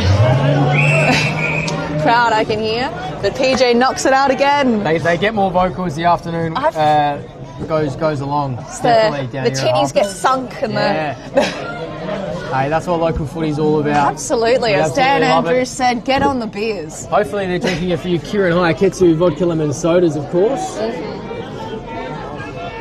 PJ is ready to knock it away, but just misses in the hands of Banwell, sending to a fellow teammate, Cavallaro, who gets it towards his end, inside 50, and there goes that siren we've been waiting on. Terrible timing as Golden Grove just felt like they were getting into the groove of maybe a goal. What an interesting quarter. We came into this quarter thinking that either Golden Grove were going to prove that they're not a team to mess with, or Broadview would continue their redemption arc. But honestly, I'm heading into the fourth quarter not sure what we're going to get. Yeah, that's a pretty good assessment there. I think they look to absolutely run away with it, kicking the first 3 goals of that quarter and leading by as much as 40 points. And then Broadview responding well with a couple of their own midway through that term. And just on that quarter, that was a 32-minute quarter, so that was an extremely long quarter there. But as it stands, 28 points the margin. There is definitely a sniff if Broadview can bring their best and limit Golden Grove from clearance, and then playing the game in their forward half of the ground and try and get as many forward entries as possible. And then it'll be down to if they can connect and get some marks and get some shots as well. But yeah, 5 goals is a big ask, but it's certainly not out of the realms of possibility, and they'll definitely take some belief out of what happened here last year when they come home like a steam train to roll Golden Grove at this venue in round 4 last year. So lots to get excited for in this last quarter. Quickly run through the scores. 13-11-89, leading 28 points, Golden Grove over Broadview 9-7-61. And of course, today's live streams brought to you by Filming Footy, Sports Interactive, Classic Clashes, custom by ORTC. I'm wearing one of their shirts underneath my jumper at the moment, and it is super comfortable. High Five e-bikes, Dartfish, Archies, Jag Meatworks, Kimberley Resorts, programs to fit, and the Midway Tavern, where the best on ground will win a $50 voucher. Stay tuned for the last quarter here on Filming Footy. We'll be back in only minutes' time for the last quarter here at Harpers Field.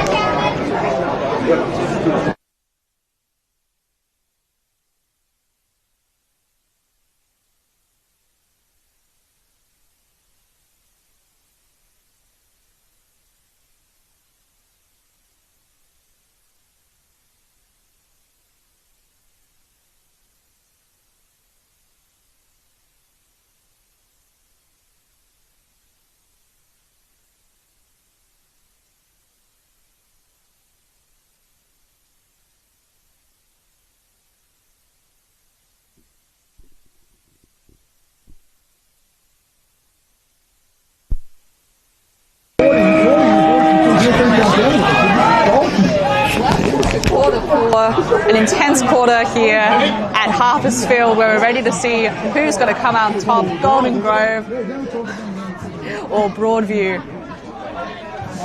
28 points the margin here at Harpers Field as the clouds look to clear slightly, so we could have an entertaining last quarter of footy. The rain come through in that third quarter. It did turn into a bit of a scrap as our elite cameraman Max joins us. Ball's bobbling around in Broadview's forward 50, so that's the start they would have been after. Get some entries, keep it in your forward half, see what you can do. They need 5 goals to win this match. Glenn's got something to say about that though, but that's not his best kick. Tumbling ball, intercepted by Broadview. And there's Taylor's man, Mullet Man, Jackson Hames. Slightly quiet in that third quarter, trying to influence in this last. Tumbling ball found its way to Thatcher. That great wall of Thatcher. He's sending it back down towards his line, but Broadview marks. It was Langley with that intercepting mark. He's been pretty good again today. He got best on ground last week. Yeah, he was kind of like a hidden gem in their game last week. Oh, that's going to be another lost footy into the bloody power plant. All right, here we won't see that one. Oh, and there's a car that's gone past just at that time. That's a bit awkward. We'll get another footy on ground while I tell you a bit about Langley last game. It was a bit of a hidden gem, as I said. He was one of their best on grounds, but barely mentioned in our calling, and I think that just proves to show how much of an asset a defensive side can be. Someone who maybe isn't too involved with the ball, especially towards the attacking side, can be a fantastic person in your defence. And I think they really recognised that last game. Just on Langley as well, he signed permanently from North Adelaide in the summer. 195 centimetres, 90 kilos, key position player, and he's only 22. I would have thought he was in the prime age of his career in his mid-20s, but at 22 that's very promising for Broadview. Played 18 games at reserves level for North Adelaide last year and played the final 2 games for Broadview and got in the best players. So looks to be one of those players that Jack Fergus is definitely trying to build his squad around as they sort of slightly rebuild. They've had a challenging start to life this season, as we all know. They haven't won a game yet, and yeah, but promising signs for Jack and James, for sure. I think coming into this match, they haven't won a game yet this season, but you can't see that in the team. They're very determined to just put their best out on the field, and it hasn't affected their play this season. It can be a bit of an ego hurt when you're not doing as well as you want to, but they come out with fight every time, and I have to commend them. They're playing the right way, they're going about it the right way. It'll just be a matter of time before they jag a couple of wins. They might not win as many as they would like, but yeah, they might jag a few this year and surprise a few teams on their day for sure. Headed up into no man's land where the ball bounces away and it's a 2-on-1. Golden Grove taking down and poor Tyler McKenzie on Broadview side. Up again, there's PJ Carlin to tap it away. Another Pittman sandwich. Pittman sandwich on the 50. Oh, that's rough. Can Broadview generate something here? That's the question. They need a goal. Can they get it in a quick succession here?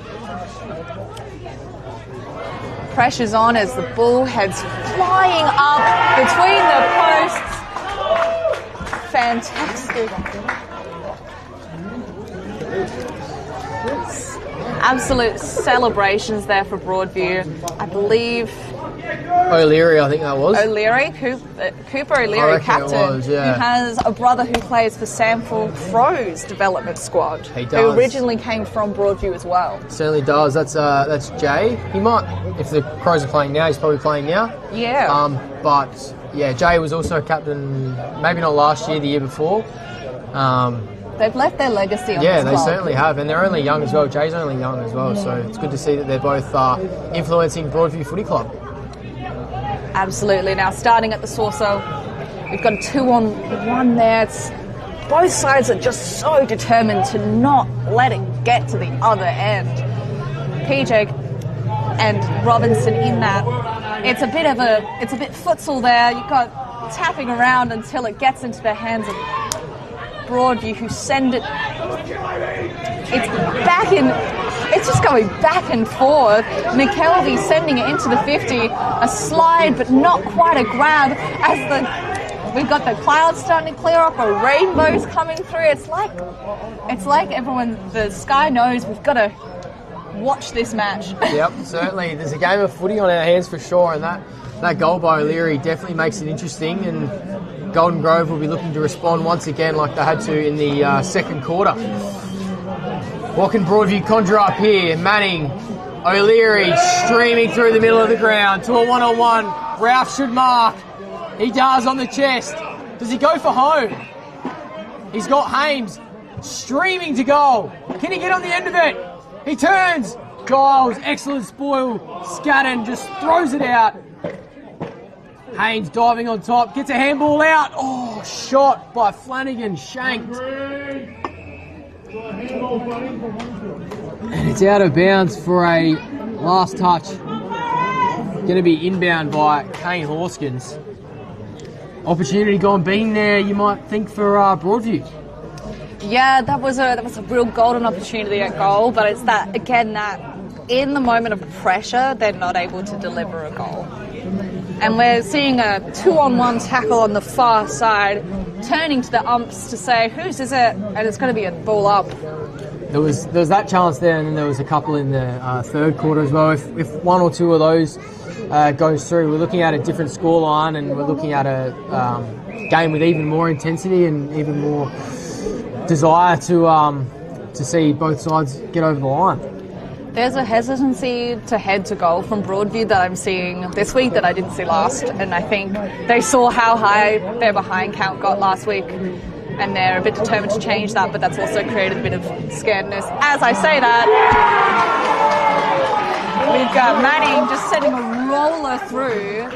I think maybe he heard me, maybe he was trying to prove me wrong. I don't mind at all. Yep. Prove me wrong, because that was impressive pressure to then turn into a goal. He saw the ball in the hands, he saw the goal right in front of him, and he said, nah, this is my chance, no matter what you're going to put on me now. It's exactly what they would have wanted, to have the ball and own the ball in their front half, and that's what happens when you can get constant inside 50 entries. The Great Wall of Thatcher or the Dam Wall can break eventually, and these last couple of minutes, these first 7 minutes of the last quarter, has certainly spiced things up now. We are only 16 points the margin, and Broadview look to go forward once again. Their two leaders, O'Leary and Ben Manning, with the last two goals. Vice-captain and captain trying to steer this flight back for the Tigers. The away fans are full of voice at the bottom of the grandstand. And the Golden Grove fans, they won't back down to no one. Ball in dispute. Carlin with a nice little flick over the back. Dodd doesn't quite get purchase on the handball. Carlin diving smother. He's probably been Broadview's best, Sabo, with his sheer effort in the middle. Comes to the centre of the ground. Thatcher, huge spoil. Pilkington, head over it. Buck just fumbled. Tapped his Xanthopoulos advantage. Can he find a mark? Squaring ball. Glenn Pittman. How many times have we said that today? Horskins. Cavallaro.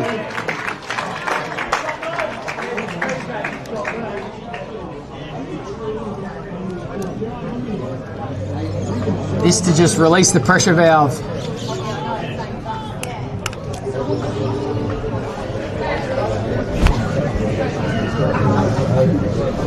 I was halfway through penning this one down, but I might just hold my horses. Missed one in the first quarter. Cavallaro makes no mistake.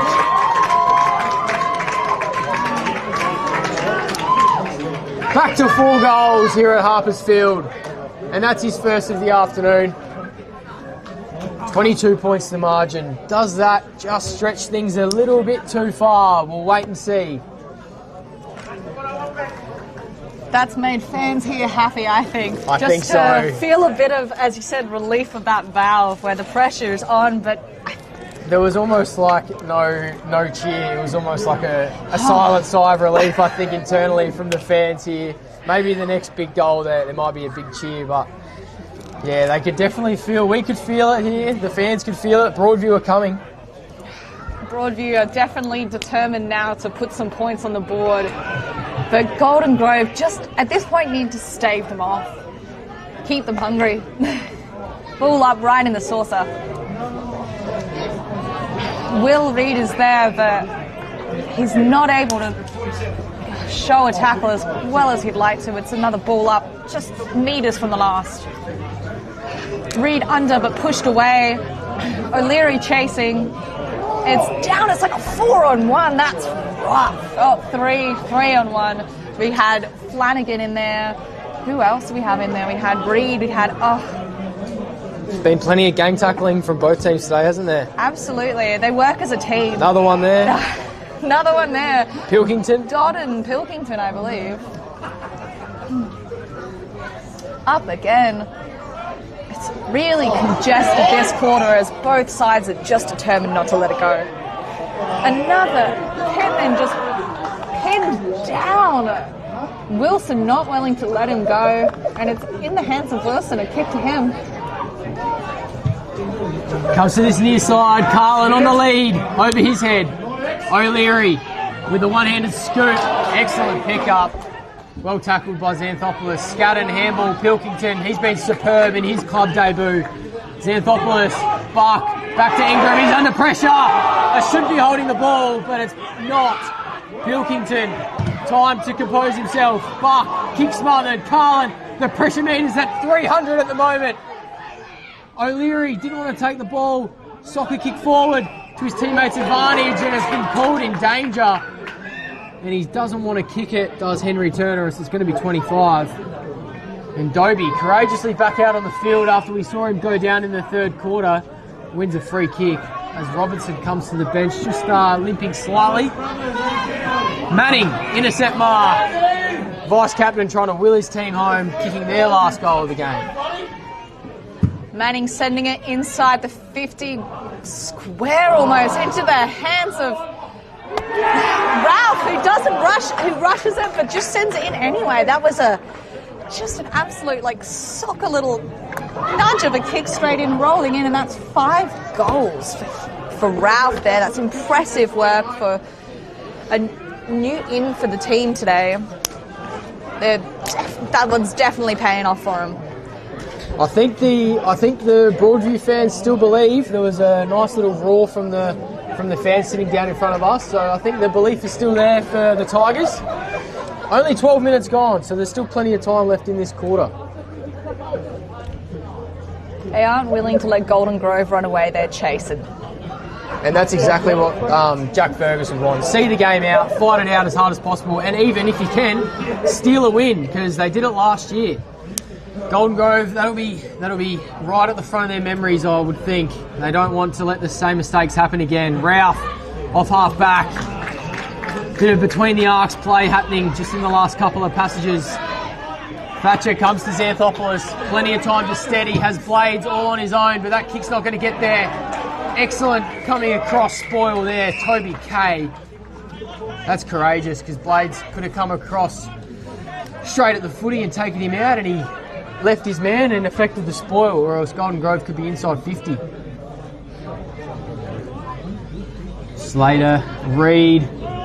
Slater back to Pilkington. Gang tackled again. Scadden and Kobe Wilson. Scadden has 2 goals today for Broadview. Liked his game in and around the footy. Slater bodies his man underneath it. McKelvey, clever tap. Pittman on his right. Snapping ball. Ralph comes across with a spoil. Golden Grove fans call for the mark. Verity ended up with it. Ball bobbling around. Does Ralph keep it in? He does not. And he's tumbled over the line by Joshua Buck.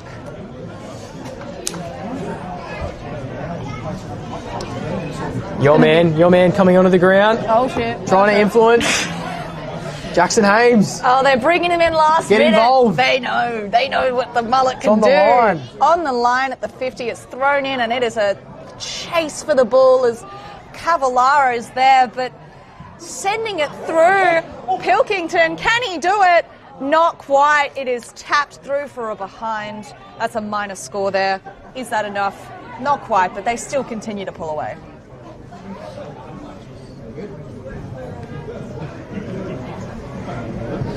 So still under 3 goals the margin, 17 points.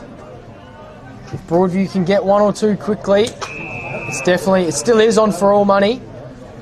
But just at this point in time, if Golden Grove take another couple of minutes off, it might be a bridge too far. So Broadview, need to keep it moving, keep the scoreboard ticking over, keep the scoreboard pressure on. 15 minutes gone on the Kirin Hayaketsu Vodka Lemon Soda scoreboard. 17 points to the margin. Slater out of the ruck. Banwell just takes that one over the line. If Golden Grove get another one, it'll be their first time they score 100 points for the year as well, which is, they were one of the higher attacking teams, offensive teams last year. It'd be good for their forward line connection and confidence to get 100 points. But they need to stop Broadview at the moment. Slater out of the ruck to full forward. Buck in pursuit. Takes it cleanly. He's tackled by Manning. Dodd. Pilkington around it. It's all Broadview though. Langley again. Gets a kick away. It's been paid a mark. Turner wants to play on, you could tell. Glenn did well to hold him up. Ralph and Giles now. Ingram back with the flight. Didn't hold the mark though. Was it a free? The umpires found a free. Caleb Jones. Can he find a mark? He's got Hames. He doubles back. On the lead, Hames! Giles with a second attempt at the spoil. Got it to ground. It's in dispute now. Thatcher, Ralph corralling. And Xanthopoulos just handballs it through. Releasing the pressure once again. Just taking another 30 seconds off the clock. 16 points the margin now. Broadview, if they can keep it in their attacking half for the next couple of minutes, they are probing.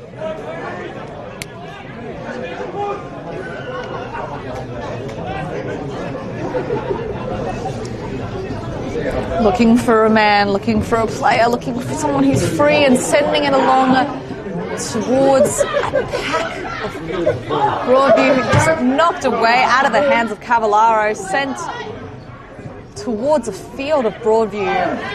Broadview not wanting for it to go too far away from their goals. PJ marks it. He's been excellent today, hasn't he? He has really been good. Fantastic. I think great mark of a great sportsman is not letting a little mistake get to you, and he's able to recover really quickly. The umpire put the whistle in his mouth then. Thought he was gonna pay the free. Did you see the whistle go to his mouth, the umpire? Thought maybe Ralph just got held slightly in that marking contest.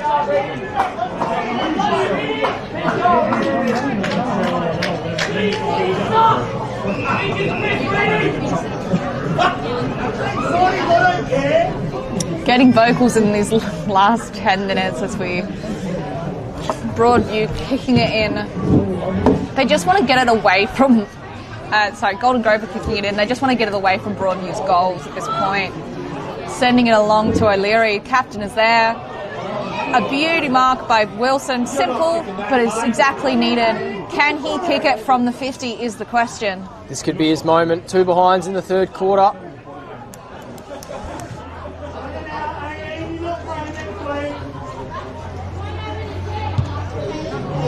Told you we're going to kick it, mate. Just a bit short and just a bit to the right. Just not what's needed.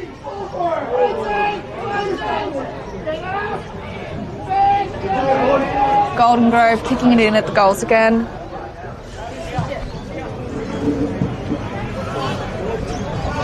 Langley. He's taken a few marks today. He's been good again, hasn't he? Just ready. You're right. I think that he is one of the main players that Jack Fergus is reforming his team to really get around and be that standard. There's PJ Carlin again, played reserves and under 18s last year as well. So, yeah, a couple of young guys to build their spine around up the ground. Langley in the back lines and Carlin in the ruck. So, yeah, there's plenty of optimism down at Broadview, I would think, between here and the end of the year for sure.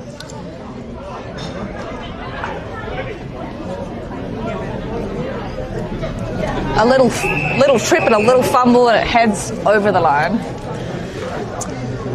Just approaching red time here in the last quarter here at Harpers Field. 15 points the margin, if my eyesight serves me correct, on the Kirin Hayaketsu Vodka Lemon Soda scoreboard. Can Broadview kick a goal and bring it to just under 2 goals deep in this last quarter? Dobie clearing from defence. Hill around it. Langley pumps it long and strong, back where it came. And there was a fist on that, so from Giles, and it's going to be another boundary throwing.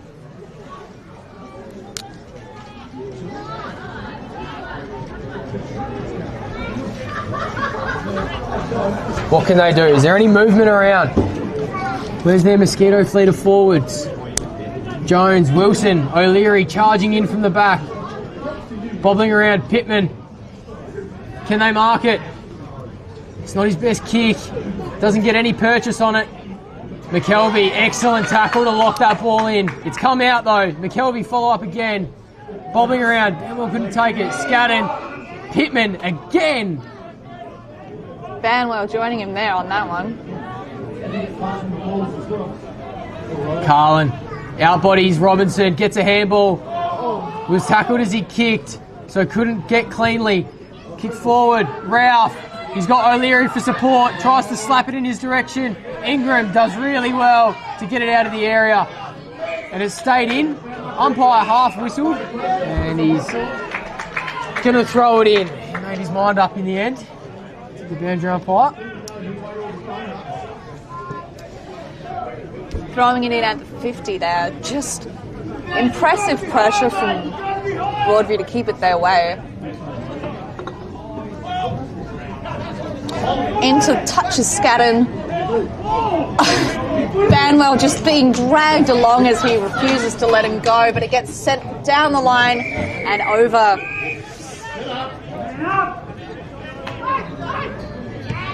Inbounds now, Langley, Manning, great take on the half volley. Dodd, tackle, holding the ball. Cavallaro, if he can take it cleanly, he's got an open goal. And he's missed it. He's missed it. Cavallaro, the opportunity to seal the game.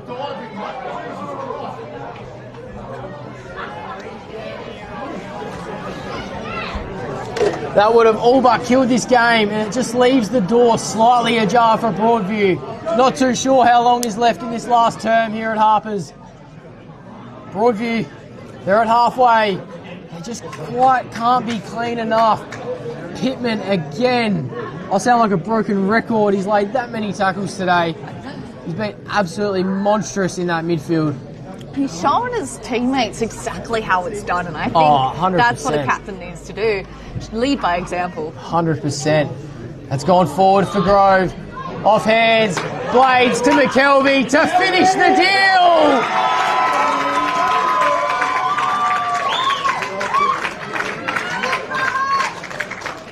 I think there's your ball game. And they tick over to 100 points, do the Kookaburras, and extend the margin to 22 points. That makes this the highest scoring game so far this season, with like a small gap between teams, if that makes sense. So there's been a few games that have gone over 100, but as often with the other team having quite a low score. But to see that Broadview have kept up as Golden Grove heads past triple digits is really impressive play.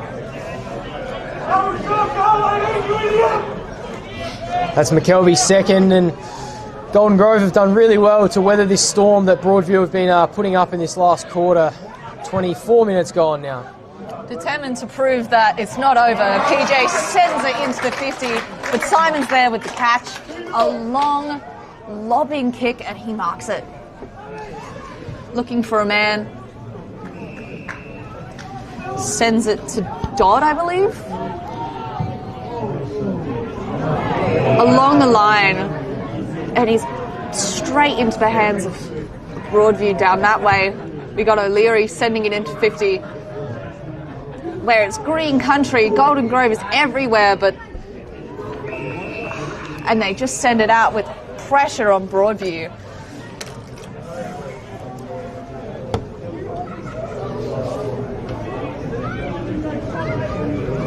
Tossing it in in the pocket.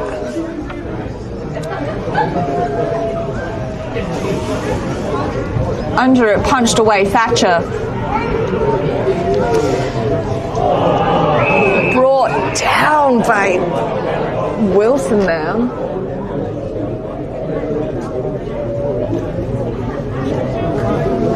Another toss just meters from the last.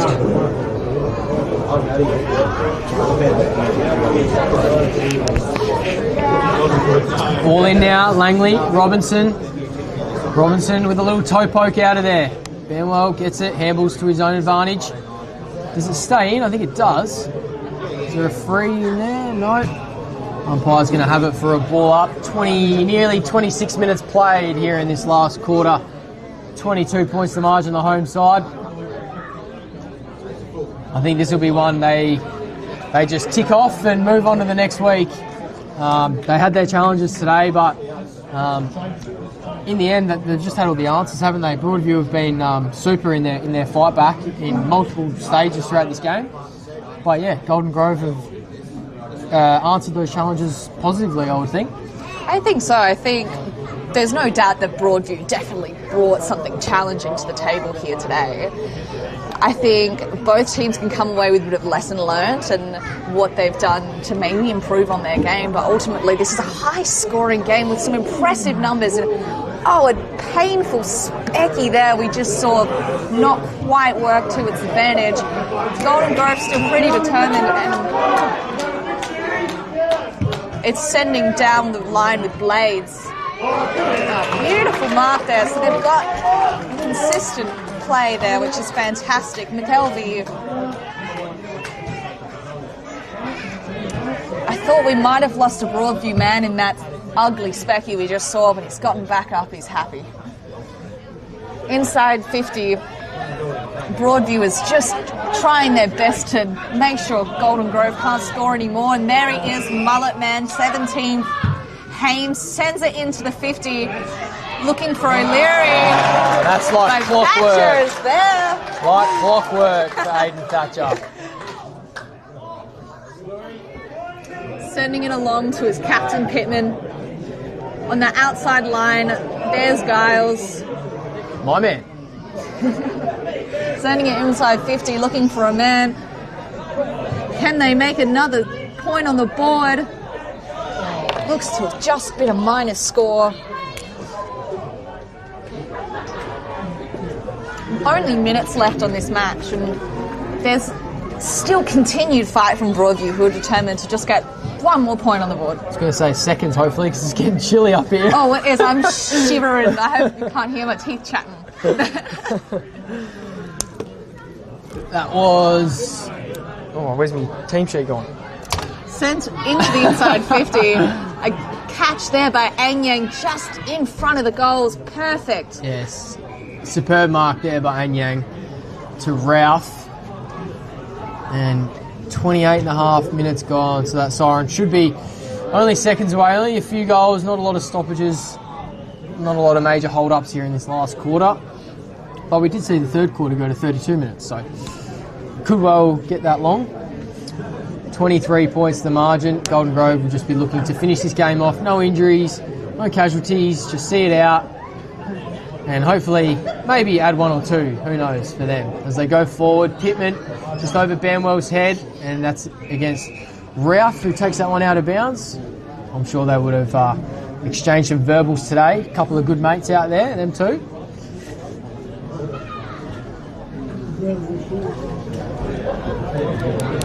And just as we are near the final siren, the Blue Skies want to come out.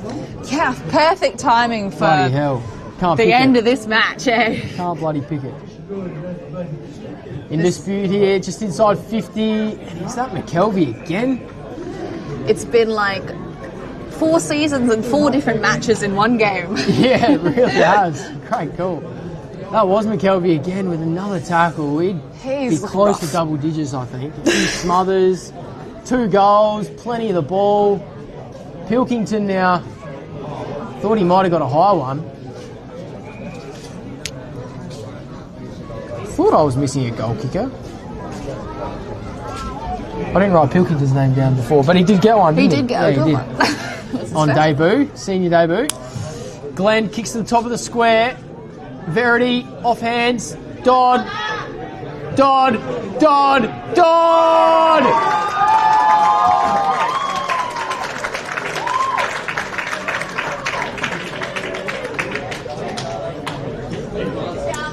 And that's just a nice little icing on top of the Golden Grove cake this afternoon here at Harpers Field. 29 points that margin has been extended to.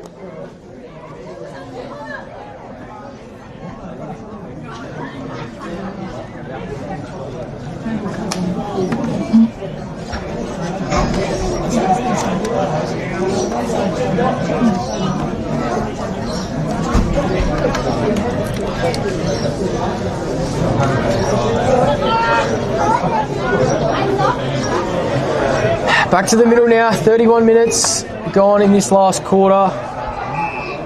Sent straight into the muds. Hope the dynamo gets that out of the wash, you know? That might just be a give it to mum operation there, I reckon. Here you go, mum, you can wash the clothes this week. Yeah, I think so, but as we're, chatting, washing, that just gets another minor point for Broadview. Who have you seen as the better players today in what's been not comfortable, but it looks comfortable on the scoreboard, win for Golden Grove? Absolutely. Just pause on that, putting himself straight in danger's way. Just in time for the score. Grin on his face, sends it. And Golden Grove take the win with a massive fight here at Harpers Field.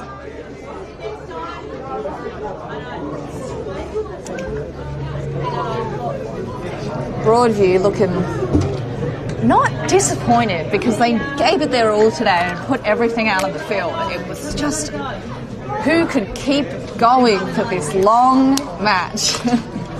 After all the bit of up and down of ebbs and flows in that quarter, Golden Grove weathering the storm of Broadview in that last quarter, we end the match where we left off in the three-quarter time. 28 points the margin was the final margin of the game. 15-14, 110 Golden Grove. 12-10, 82 Broadview, which is 28 points the margin for the home side. And both sides have plenty to work on. Both sides will take plenty of positives out of this game as well. Quickly just run through the goal kickers before we get into our in-depth match analysis there, Taylor. Pascoe with 3 and a couple of doubles for Golden Grove as well. Banwell, Verity, McKelvey with 2.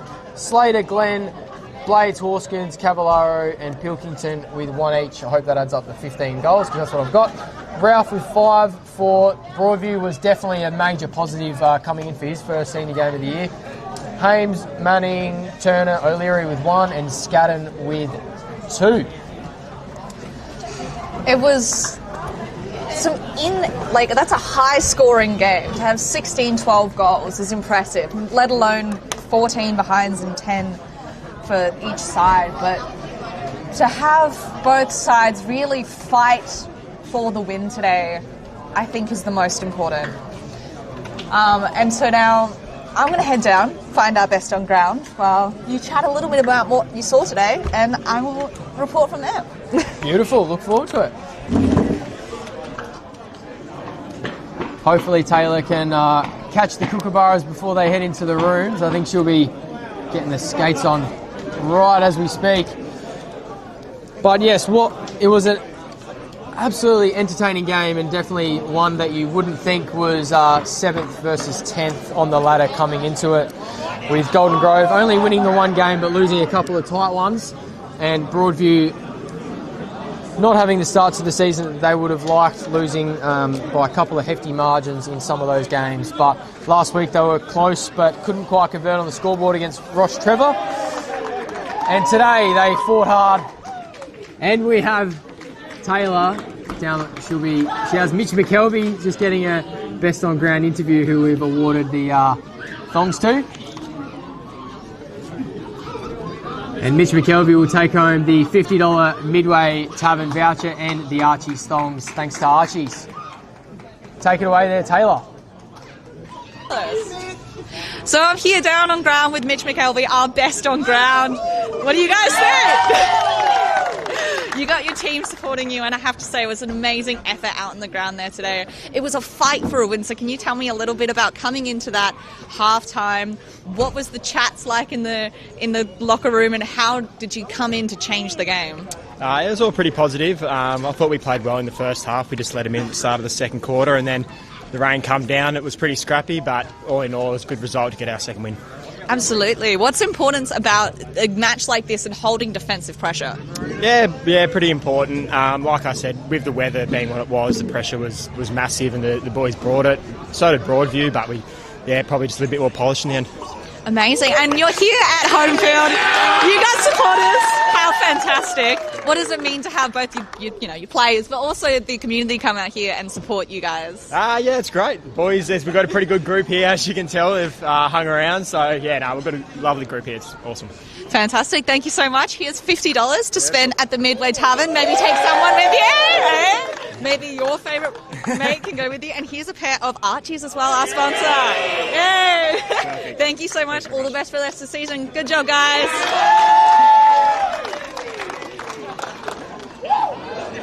Sensational work there on the boundary from Taylor, getting the best on ground there. Mitch McKelvey, who takes home $50 voucher thanks to the Midway and Archie's, as the Kookaburras head into the change rooms, and I'm sure the song will be sung with some gusto as they take home their second win of the year. Excellent work down there, Taylor. They are fun, I'll tell you that. That's a fun group.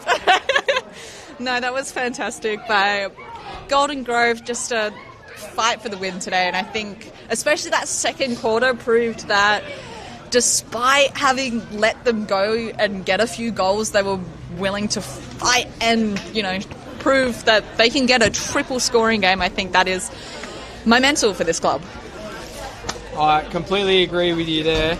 Especially in that second quarter where they got challenged and, as you said, responded. I think Luke Barmby will be very pleased with how they fought back.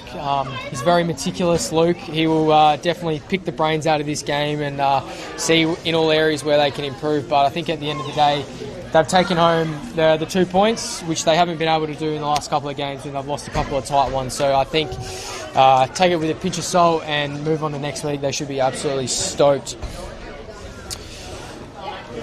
I reckon that's about all we've got from here down at Harpers Field. What do you reckon? I reckon that any more passing comments that you would like?